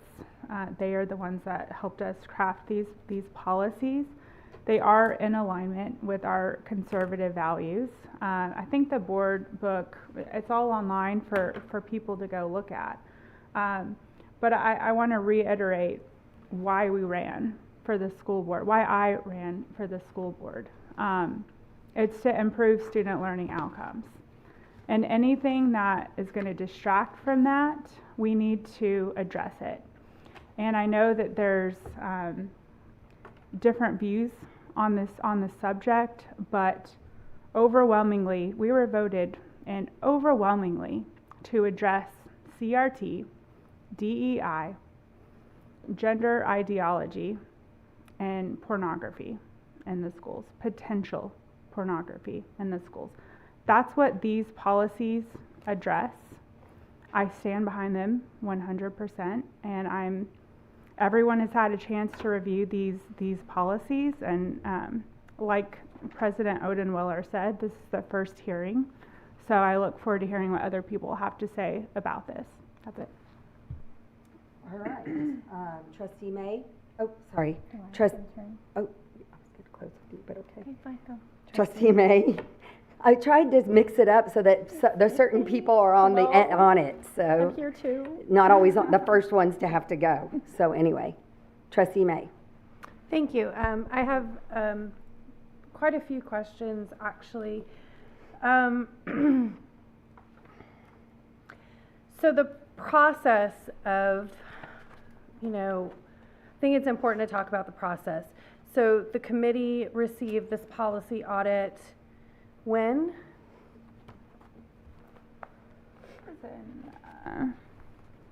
Mid-March, I'm going to say, around spring break. Okay. And then the rest of us received the policy audit, I believe it was last Tuesday, is that correct? I think that was last Tuesday. We received it. When did I receive it? I think Wednesday. So I think we received it on Tuesday. So,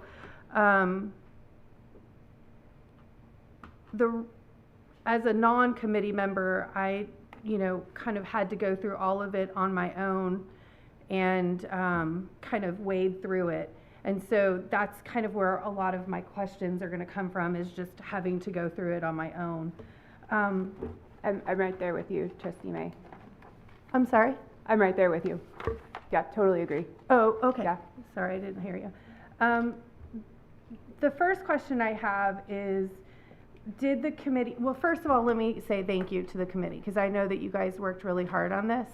And I agree with Trustee Austin that, we ran on certain pillars and we were very open with the voters. And so I agree with that wholeheartedly. So I do just know that the devil is in the details when it comes to words on policy or, even with law.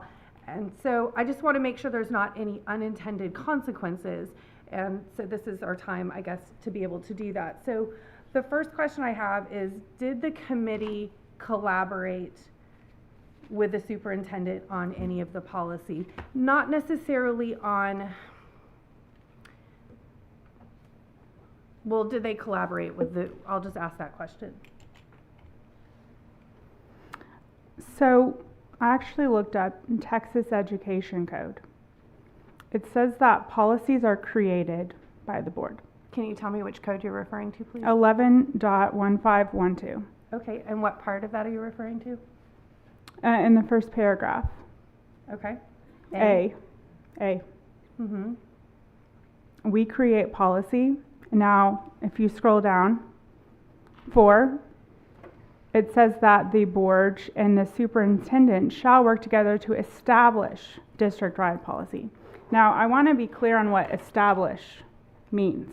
It does not say craft district-wide policies. It says establish. And when you Google what establish means, it's set up a set of rules on a firm or a permanent basis. We create policy, and it is the superintendent's role to implement policy. That is the partnership. That's how the establishment of a policy works. Did it say, I'm sorry, it said work together to establish? Is that what it said? Yes. Okay, and then the part where it says the superintendent implements it is, in which part of that? I mean, it's all throughout the education code. The superintendent is the implementer of policy.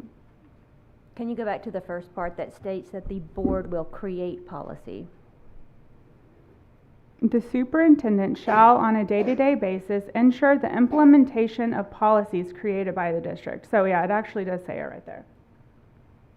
It's hard to, sorry, I'm trying to follow And without reading it. You want me to say it again? No, I've got it. I'm just trying to follow it without seeing it in front of me. Sorry, I can send it to you too.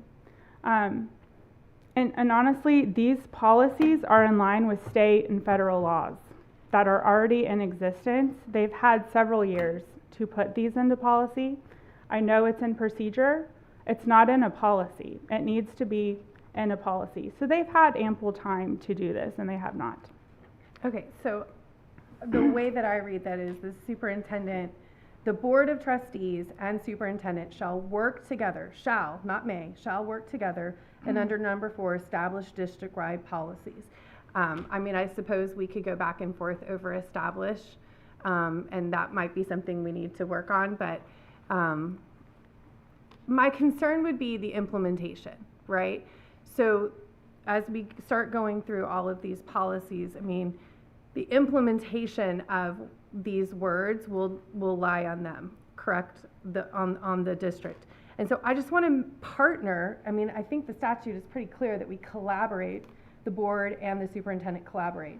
And it's really honestly in good faith to collaborate with our superintendent to say, hey, so here's our policies. What does this look like when it actually gets rolled out? I totally agree with you, Trustee May. We're not at that point right now. We're in the first reading where we're talking about these policies. And Curtis can jump in as well. We're here to collaborate. We're talking about we're not voting on anything tonight. Right. We're not at that point where we need to collaborate on the implementation, but we will get there very soon. I think there's a component of implementation though, to where, we need to kind of know ahead of time before we choose a policy, what is this going to look like? So I understand what Trustee May is saying, that I think you need that before the implementation step, before it's just thrown at them. That's just my opinion. Well, just as an example, yesterday, and something I even stated today from the dais, I was concerned about us approving a K through 5 rollout on Bluebonnet, which, as you know, I discussed that seriously concerned me back when we were adopting it. And Dr. Knoll clearly told me, he said, you create it, you produce it, and then we do the implementation. You have to trust us to do it. I think that's another instance where as a board, we just threw something at them, and then they worked quickly to try to, you know, piece it together. But I feel like there's a lot of benefit in just working together on these things from the get-go to be able to foresee what could come up. Yeah, I think personally, I've noticed one thing with the equity audits, especially where it says, including for the use of so-called audits to collect, measure, and analyze data from and within the district, including but not limited to district policies, programs, and practices that allegedly directly or indirectly impact students or subject person relative to their race, ethnicity, gender, national origin, color, etc. Because our state accountability standards under domain 3, the closing the gaps indicator targets, require us to break things down in that way. So I'm wondering how our administrators are going to discuss domain 3 without being able to discuss it. I think that's something that I think eventually is going to be changed, but I do remember that, or recall that coming up in a discussion a couple of months ago where we do break down our student statistics by ethnicity, and you said that could be changed for presentation purposes if we didn't want it broken down by those categories. I don't know where the TEA is on changing the requirements. Yeah, we can change it for presentation, but we can't change the rule. TEA and the federal government have expectation that we would break it down that way. Like that's not our choice, that's a requirement. And so I'm also wondering, you know, how that would play out, and I think that's a good example of Trustee Horton and Trustee May's point that if we had collaborated with the district, you know, we could kind of notice things like that ahead of time. But so nothing about these policies violate any state law or federal law? So that is something that TEE can assure us of, is that their legal experts and their policy experts have thoroughly reviewed and prepared these policies. These have been policies, any suggestions that they give us have been in policy for over 3 years and have been used in other districts, and they've received no violations, like they don't violate any state or federal law. So we can assure you that anything written in these 8 policies has been tested against both even federal if it and doesn't, state. you know, violate federal or state law, I think it could really disrupt procedure just to not, you know, flesh out something like that. Like, you can change presentations, but we still have to have that information, you know. And that's got to be really uncomfortable for our people to kind of dance around and try and figure out, like, oh my gosh, am I going to violate policy while I'm also trying to do my job and, you know, figure out, you know, meet these standards. I think I would need to see specific examples. I'm happy to hear from more about that, like a good example of what that would look like, so we could address it. But that, like Trustee Dawson has stated, this is the first reading. So we have the next month for every trustee to review these and come back with your recommendations or any red line or any concerns that you have about any of the language. So are we not supposed to talk about concerns about the language today? No. I appreciate you Do you bringing have that up. If you could specific give us language, specific.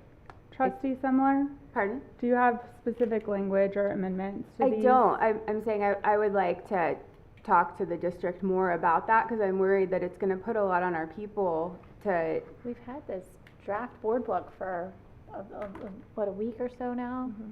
I've actually been asking for the standard, policy too. review for about 6 weeks, and I was told that I wasn't allowed to look at it because of TOMA. But you've had it since Wednesday of last week. We don't have access, the non-committee members do not have access to the legal experts. I don't even know who the legal experts are. Well, when she said the district, she was saying she wanted to get with the district and talk to I would the like, district. my request to the policy committee would be that you work with the district on this, and that I am not saying that the tenets of it, that's not what I'm saying. What I'm saying is the implementation. I want to make sure there's not any unintended consequences.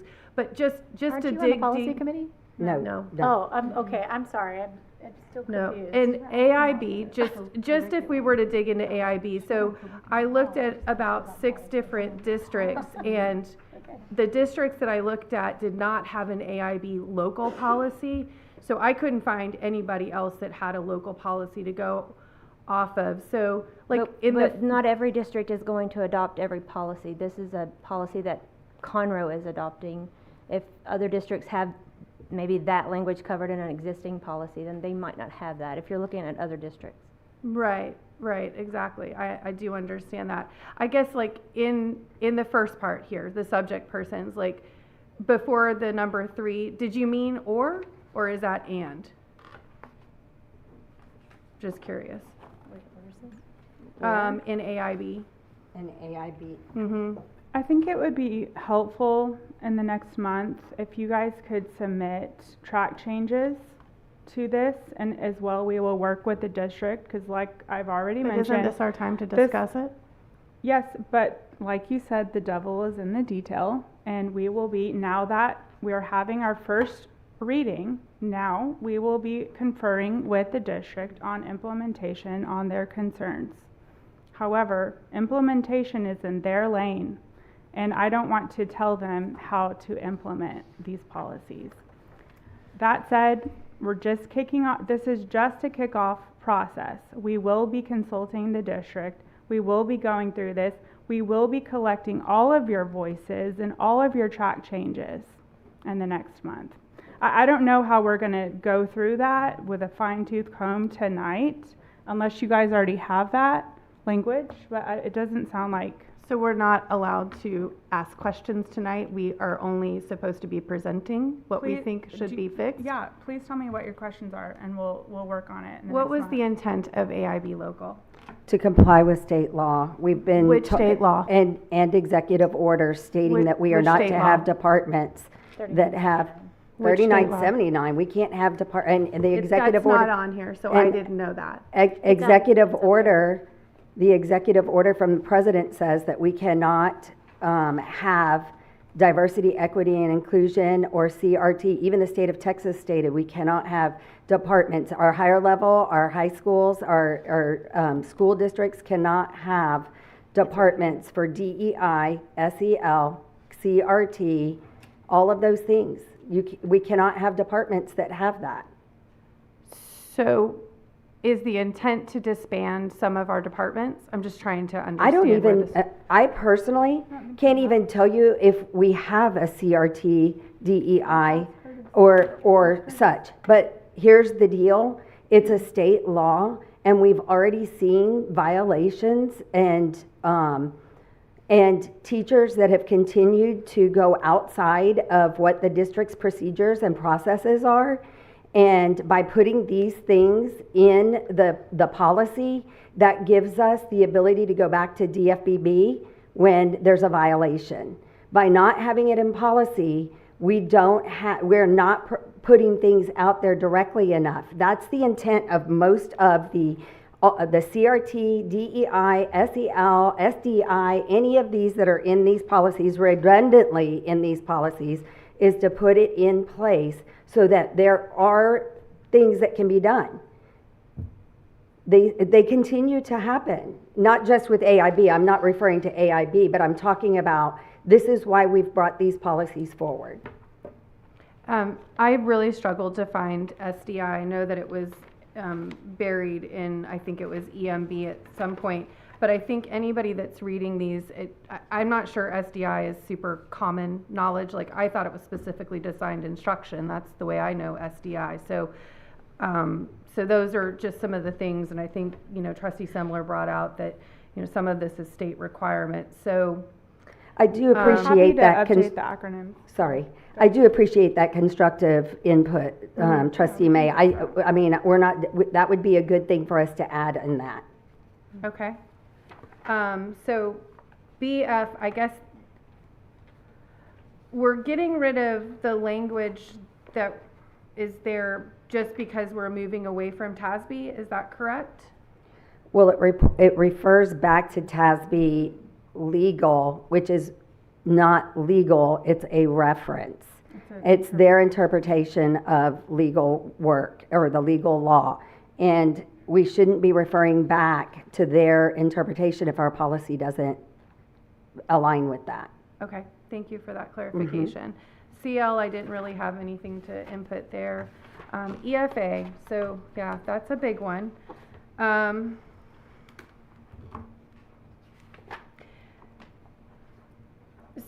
So I believe that HB 900 is back in session, not as 900, but there's some updates that are going to be made per the legislature. So I would be concerned about updating this until the legislative session is over?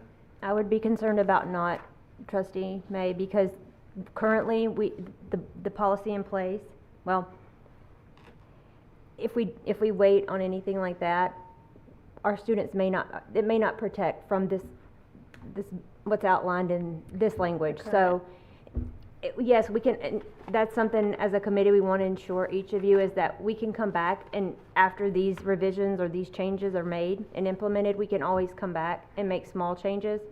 But I would encourage each of you to review this as it is, despite anything that's happening right now legislatively. Well, the legislature will close in June, and if we passed it in May, it's not going to affect any students until August anyway, so.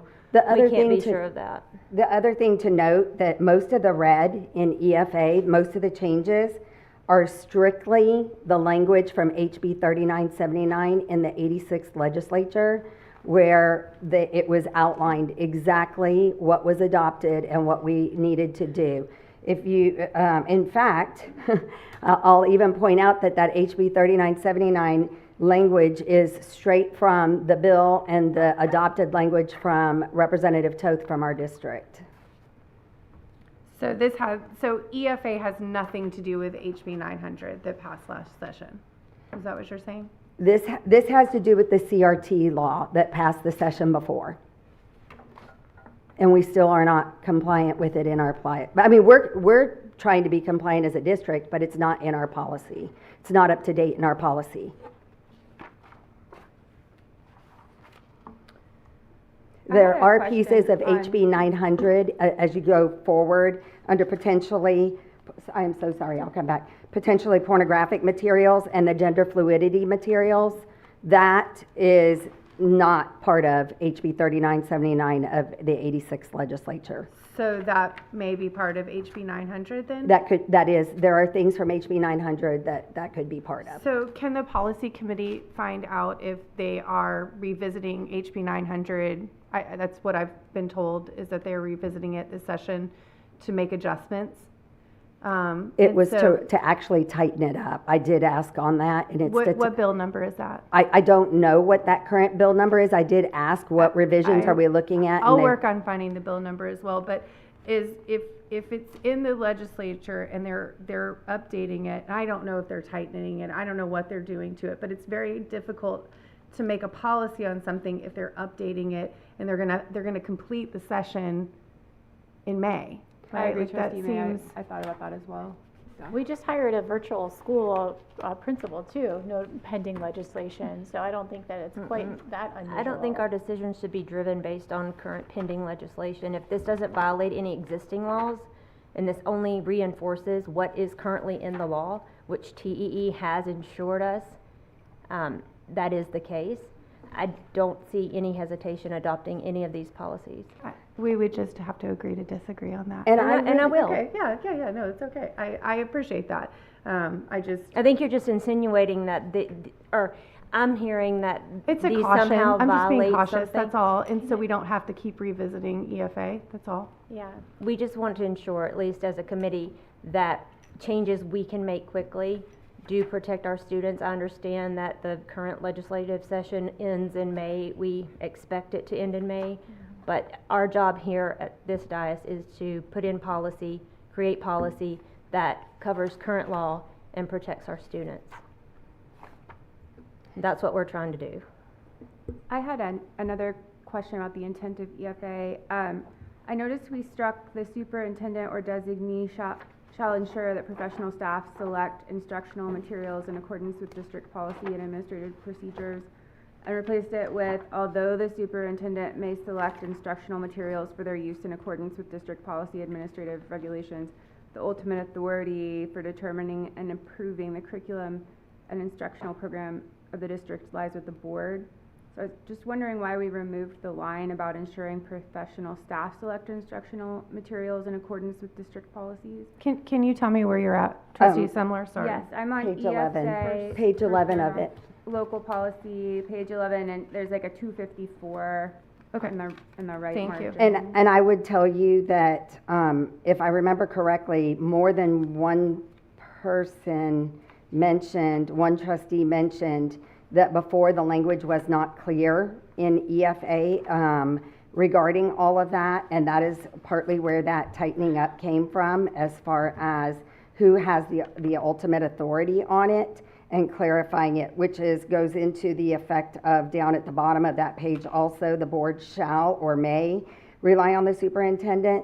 Those were to make them in alignment and to go from that point with it to be more clear. Well, And it wasn't so much about the authority that I had question. I was wondering why we removed the part about ensuring professional staff select instructional materials, because the way it reads to me now that we've removed that sounds like just the superintendent and the board select instructional materials, and I do think that that's a lot of materials to select. So I was it wondering doesn't why we mean that the removed- board can't, in an adoption period, it doesn't mean that the board can't go that route. It's outlining that this is the process, and the board can then designate. If there's ever anything that we do it all the time with Dr. Null, giving him or his designee the ability to go forward with taking on. We did it multiple times today. I'm the just wondering what authorization. that process looks like, because with correct me if I'm wrong, but with instructional materials now, it seems that the district will, show us what's available and then we'll select from there. Are we saying that the board is now going to show the district what's available? No, they can, it's the same thing. They can still bring things forward and bring them to us and present them to us. It's just stating that we are the ones that will make that decision. Okay. Or designate them too. Okay. Because it did say before that approving the curriculum and instructional program of the district lies with the board. So I was just curious about that change, like why they specifically removed professional staff from that. Because again, like we were saying, it made it so, we discussed this before on the adoption of Bluebonnet. It made it extremely muddy and confusing as to certain people on their interpretation of it. This just made it more clear that it was the school board, and they could work with the superintendent, and everyone under the superintendent is part of that. Okay.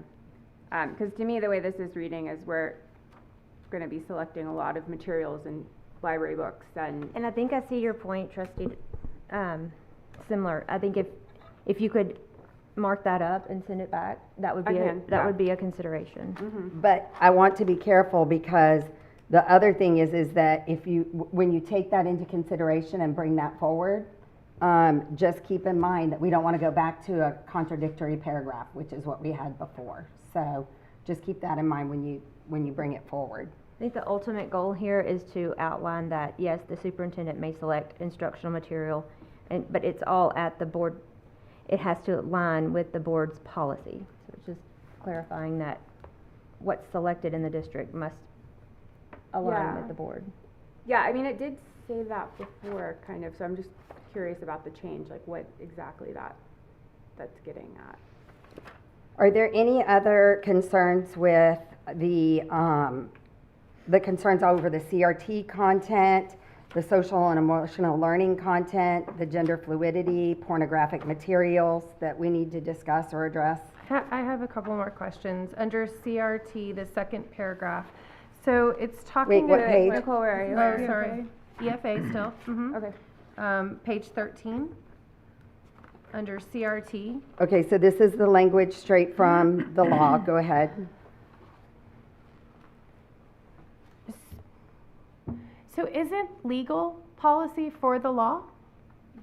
I mean, Yes, am I but- totally wrong on that? But there's no problem with having redundancy, and it makes things more, just as you were requesting like definitions and things be at the beginning of each of the policies, it just gives more clarity. And I personally, when I go to our policies, it makes me very frustrated to have to keep going back and forth between legal and local and this and that.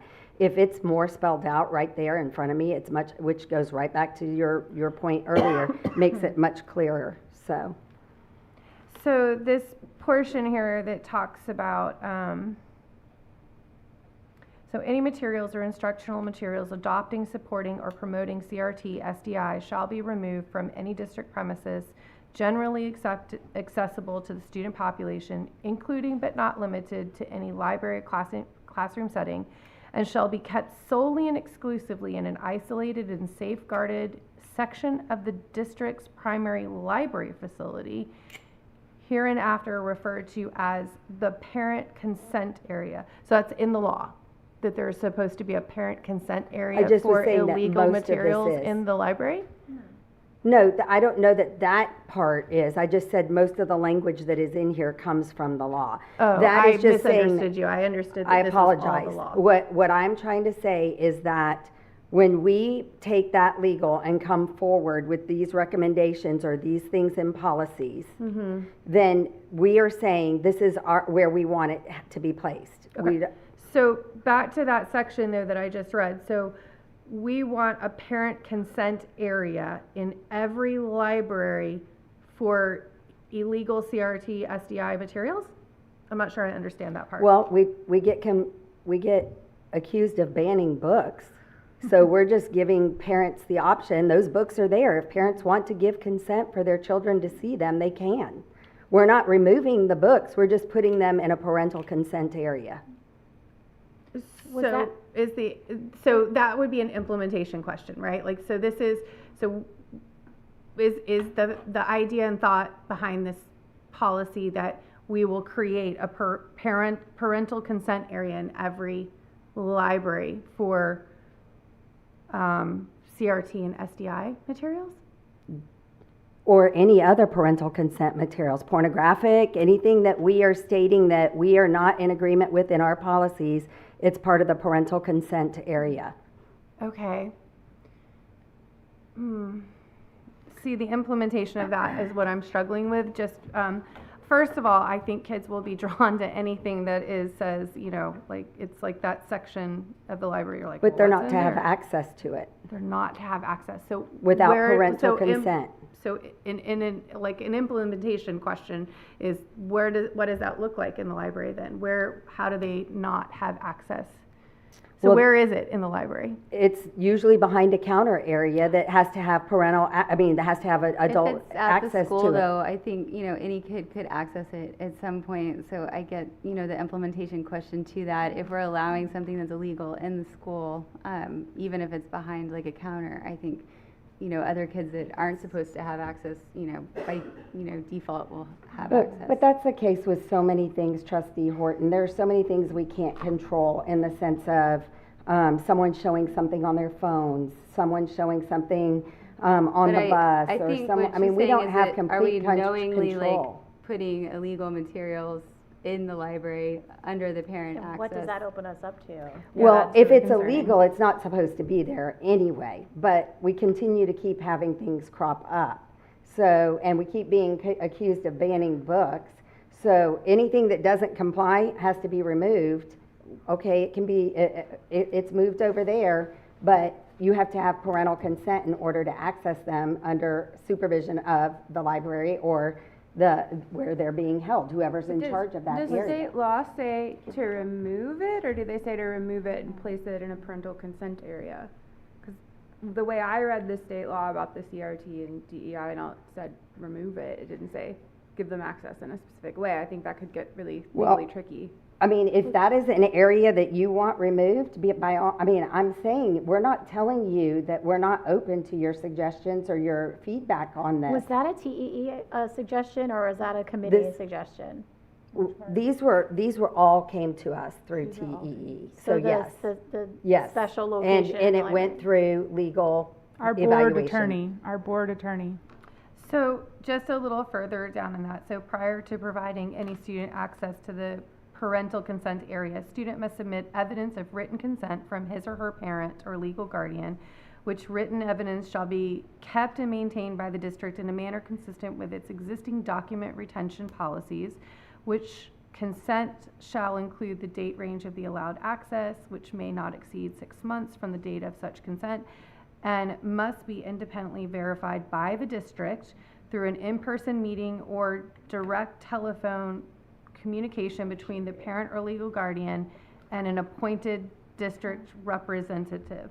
So like, I'm just going back to the implementation question on that, right? Like, what does that actually look like? Who's in charge? Who's verified by the district? Who is that?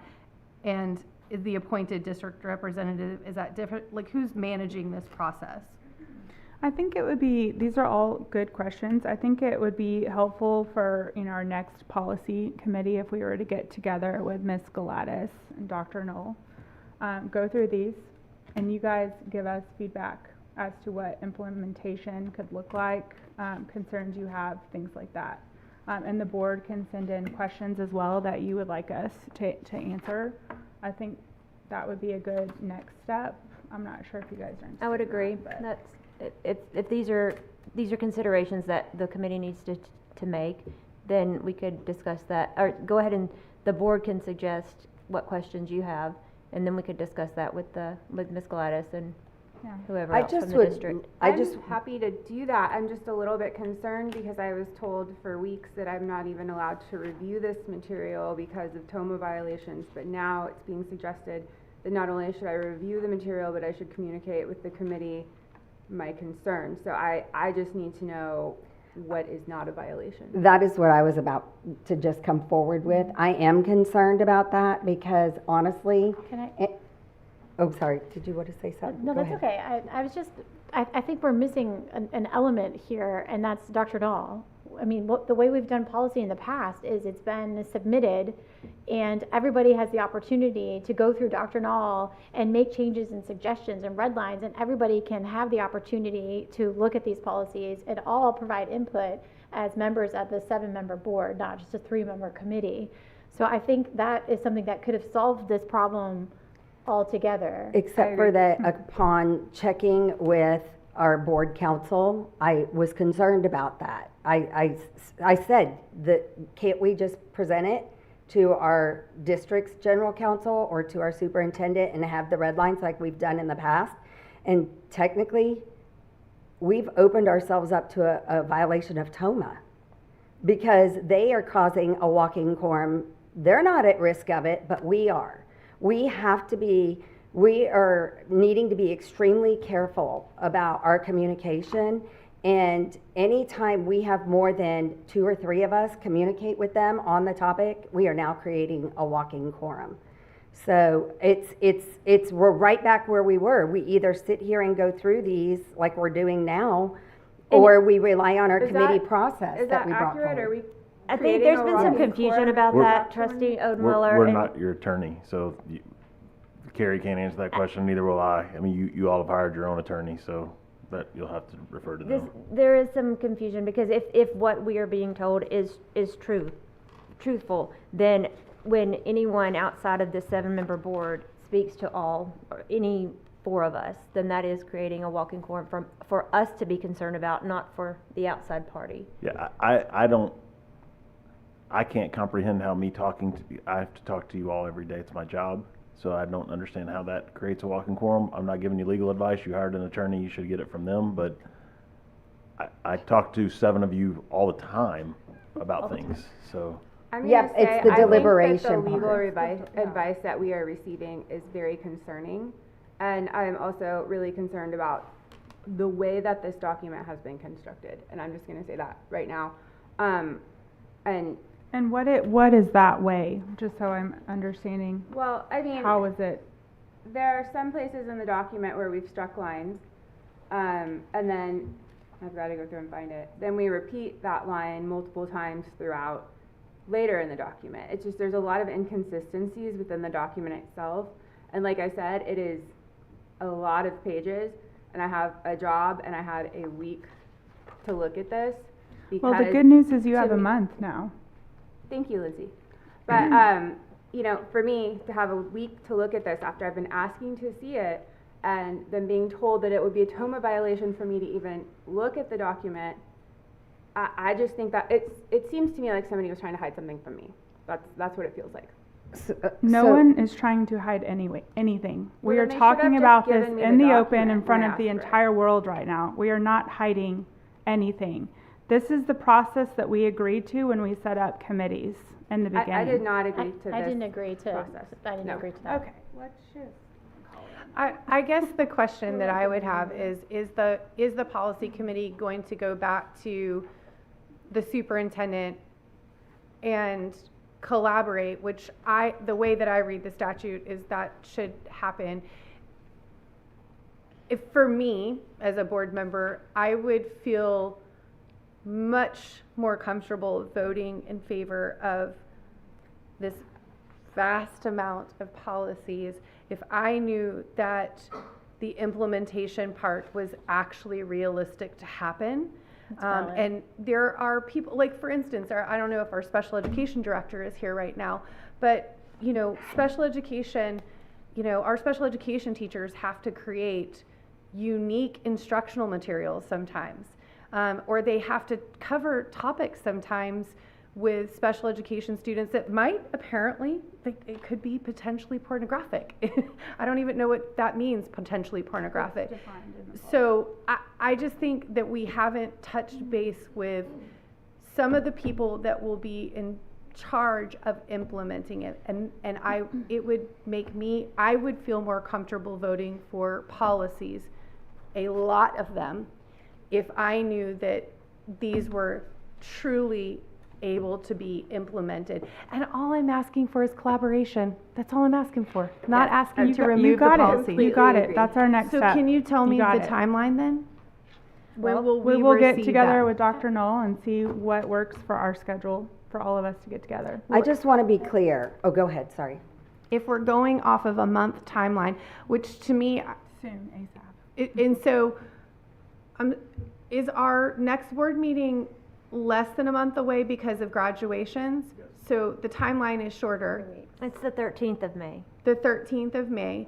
So you would need to collaborate with Dr. Knoll. If you were going to work with him and his team, then they would also need to do their due diligence, get it back to you, come back so that the four of us that are not on the committee have enough time to look it over. We would need to consult with our own advisors, whoever those might be, we'll have to find them, and make sure that because our vote counts equal. No one said it doesn't. I didn't say it did, Lindsay. I'm just stating a fact. Our vote counts equal. So I'm concerned that we don't have enough time to get it done in May. And we all have, like this kind of person, we all have kids that are doing things, so we have a lot going on in May. Yes, I don't know why we wouldn't wait until June. These policies are not going to affect students until they come back to school anyway. I agree. Trustee May. I think it's worth, once we have that meeting and we go through everything, we can figure out if we need to adjust, if it's more realistic to adjust. So I'm open to that. Yeah. I just have a couple comments or suggestions.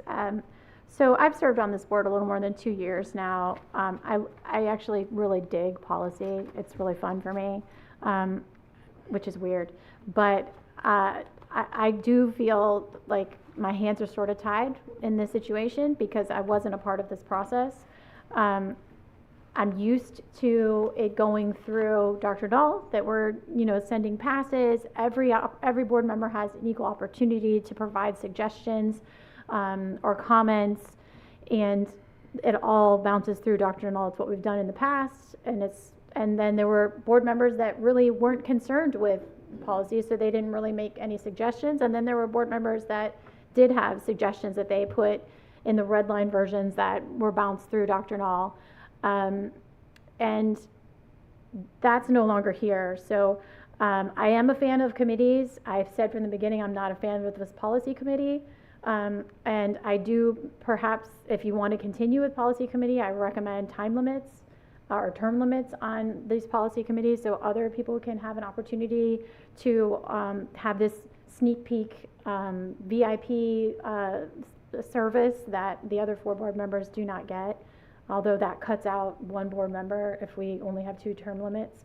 But as an experienced board member, I can tell you that reading through these policies and having been doing it for so long, I get quicker and I can move through it more quickly than I could when I first joined the board.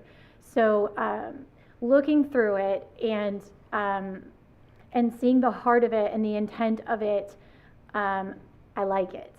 And I can tell that quickly because I'm able to comb through this. And I do feel like it's representative of our community.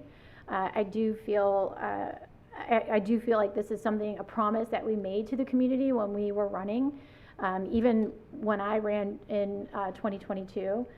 So I do feel like I like what I see.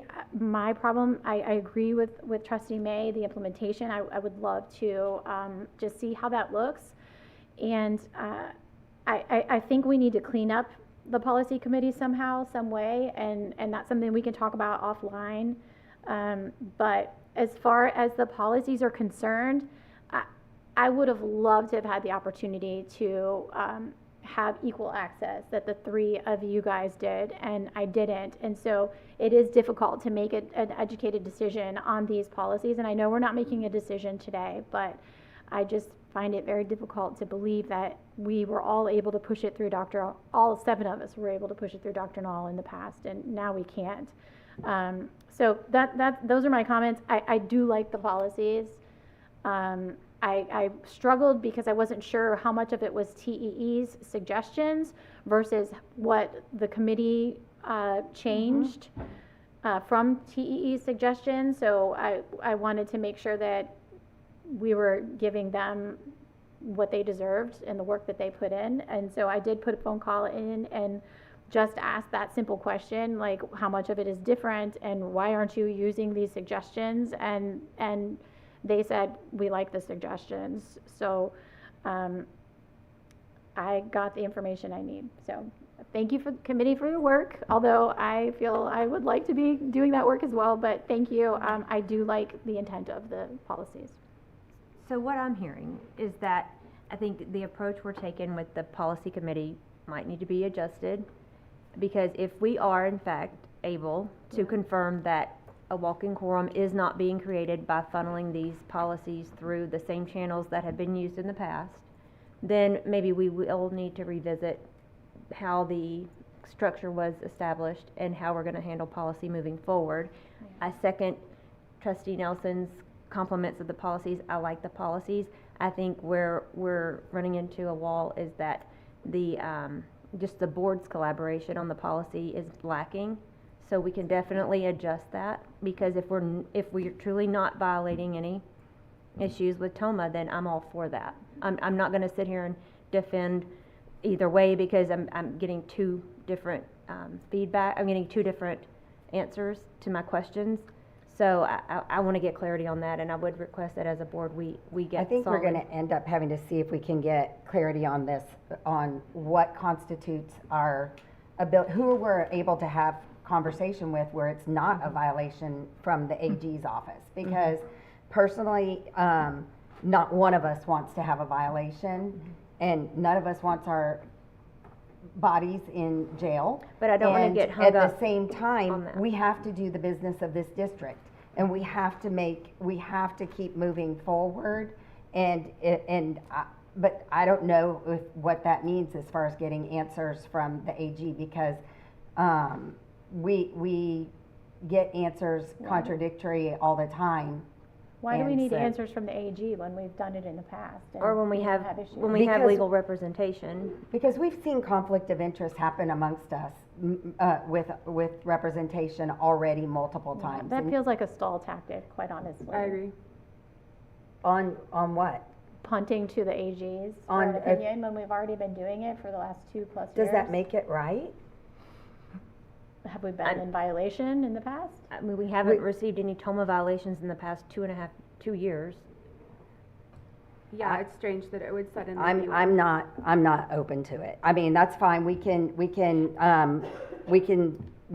agree to disagree on this, but I am not willing to put myself in jeopardy when there are others that aren't in jeopardy with it. And just ask the board attorney. I did. And the, well, the And this answer. was their response. Have you submitted the response for the board to see, or is that just? Oh, I'll for be you? happy to ask them to write a response on it. I just, I asked, they gave me the information, and I was passing it to you here tonight. Yeah, so But no, I'm happy. If you're advising me to go for them to make a written statement. I'd rather not spend the money because I know that we aren't in violation, because we've done it all this time. Well, you gotta have it one way or the other. You Yeah, either- I would, I mean, if it provides clarity and we avoid any hangups I'll when it go comes to forward. this, I want that clearly communicated to all board members. Excellent. I will do that. I will do that. Thank you. Or we could just ask Ms. Gladys.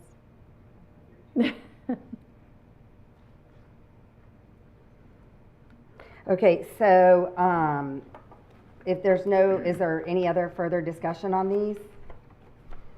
I just want to clarify that I agree with Trustee Nelson that, you know, these are tenants that we ran on. I 100% agree with that. My pushback is not, it's not personal, obviously, and it certainly isn't about the tenant. It is really about the language and ensuring that that's correct. As somebody that has worked on legislation, the amount of time that we labor over small words is huge, and this is just a huge, vast body of work. And so there is just a lot of opportunity to have unintended consequences. So that's my main concern, is unintended consequences in the implementation. I completely agree. I mean, we have lawmakers that will say that they don't really know what the law is going to do until they see it play out. And I mean, we have a lot of people in our district with a lot of experience that can look at this and tell us how they foresee it playing out. And so I think it's really important that we make sure that we collaborate with them before we make all of these policies. Hear you loud and clear. We will work on that. Okay, I'm the last guy that ever wants to volunteer for another meeting, so I'm just, to be clear, but in my analysis of hearing our conversation tonight and what I've heard before is the policy is really important to all 7 of y'all. And I think it's going to be difficult to move forward without all 7 voices in the room. Even if I and Carrie and myself work together with just the 3, I think it's still going to leave 4 people feeling like they're not in the room.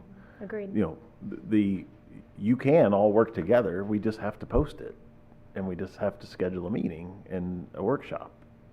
So I offer that to say, if that's something that you want to do, you want to have a working session on these things, we can do that, you know. And I know that you've had conversations in the past about, you know, your worry about what time of day you do things, and I get that, you know, but everything you do is recorded as well. And I think if you feel it is important enough to make sure all 7 of your voices are in, if you find a time, if that's 9 a.m. or what, it's a working session where you want to come in so that you can go back and forth, I just offer that as a way to get everybody's voice in the room, so that maybe we don't have these feelings, because eventually, like to your point, eventually it's 7 votes and they all count the same. Mm-hmm. You all got to feel good about casting them. That's right. And so, once again, like just we can make a time available for you if that's what you wish to do. If not, no problem. But I just offer that as a thought. I appreciate that recommendation and that offering, and I think that's something that we should take into consideration. Okay, can I move on?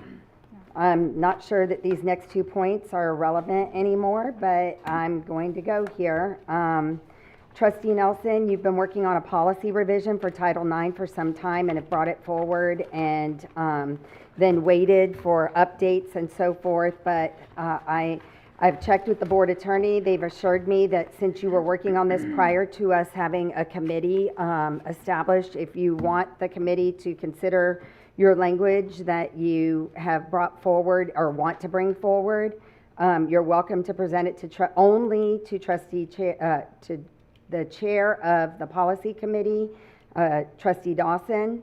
If you would prefer to just work on it and bring the language yourself and submit it to the agenda for the next meeting, I'm open to that. But there cannot be any back and forth deliberation between trustees on it as far as if you choose to submit it to Chair Dawson. So I'm just going to let you know that. Also, likewise, trustees, Horton and Semler, the three of us had been, before committees were established, we're looking at the cell phone procedures, guidelines, policy option, and we were having conversation there, but because going forward, if one of you wants to bring the policy forward, or you want the committee to move forward and you want to share any language that you have concerns, I know we had some that we discussed before. If there's something you want to bring to the policy chair, you're welcome to do so, or you can say, no, I'm going to take this on and work on it on my own. So we just need you to notify the chair of the policy committee. So I'm just letting you all know that. Oh, just so you know, the reason why that's also acceptable is because we've publicly stated that communication would be forwarded to the policy chair for no deliberation. Also, because anything that would be shared would be put into the board packet, so that it wasn't like we were trying to hide anything or to be deceptive or intent to deceive or anything like that. So it would be public information. All right, moving on to take requests from other trustees. We can either make those requests now or you can forward them later, but are there any requests at this time for future board business? All right, hearing none, we will entertain a motion for adjournment. Motion to adjourn. Second? Second. So moved, and it is 10:37.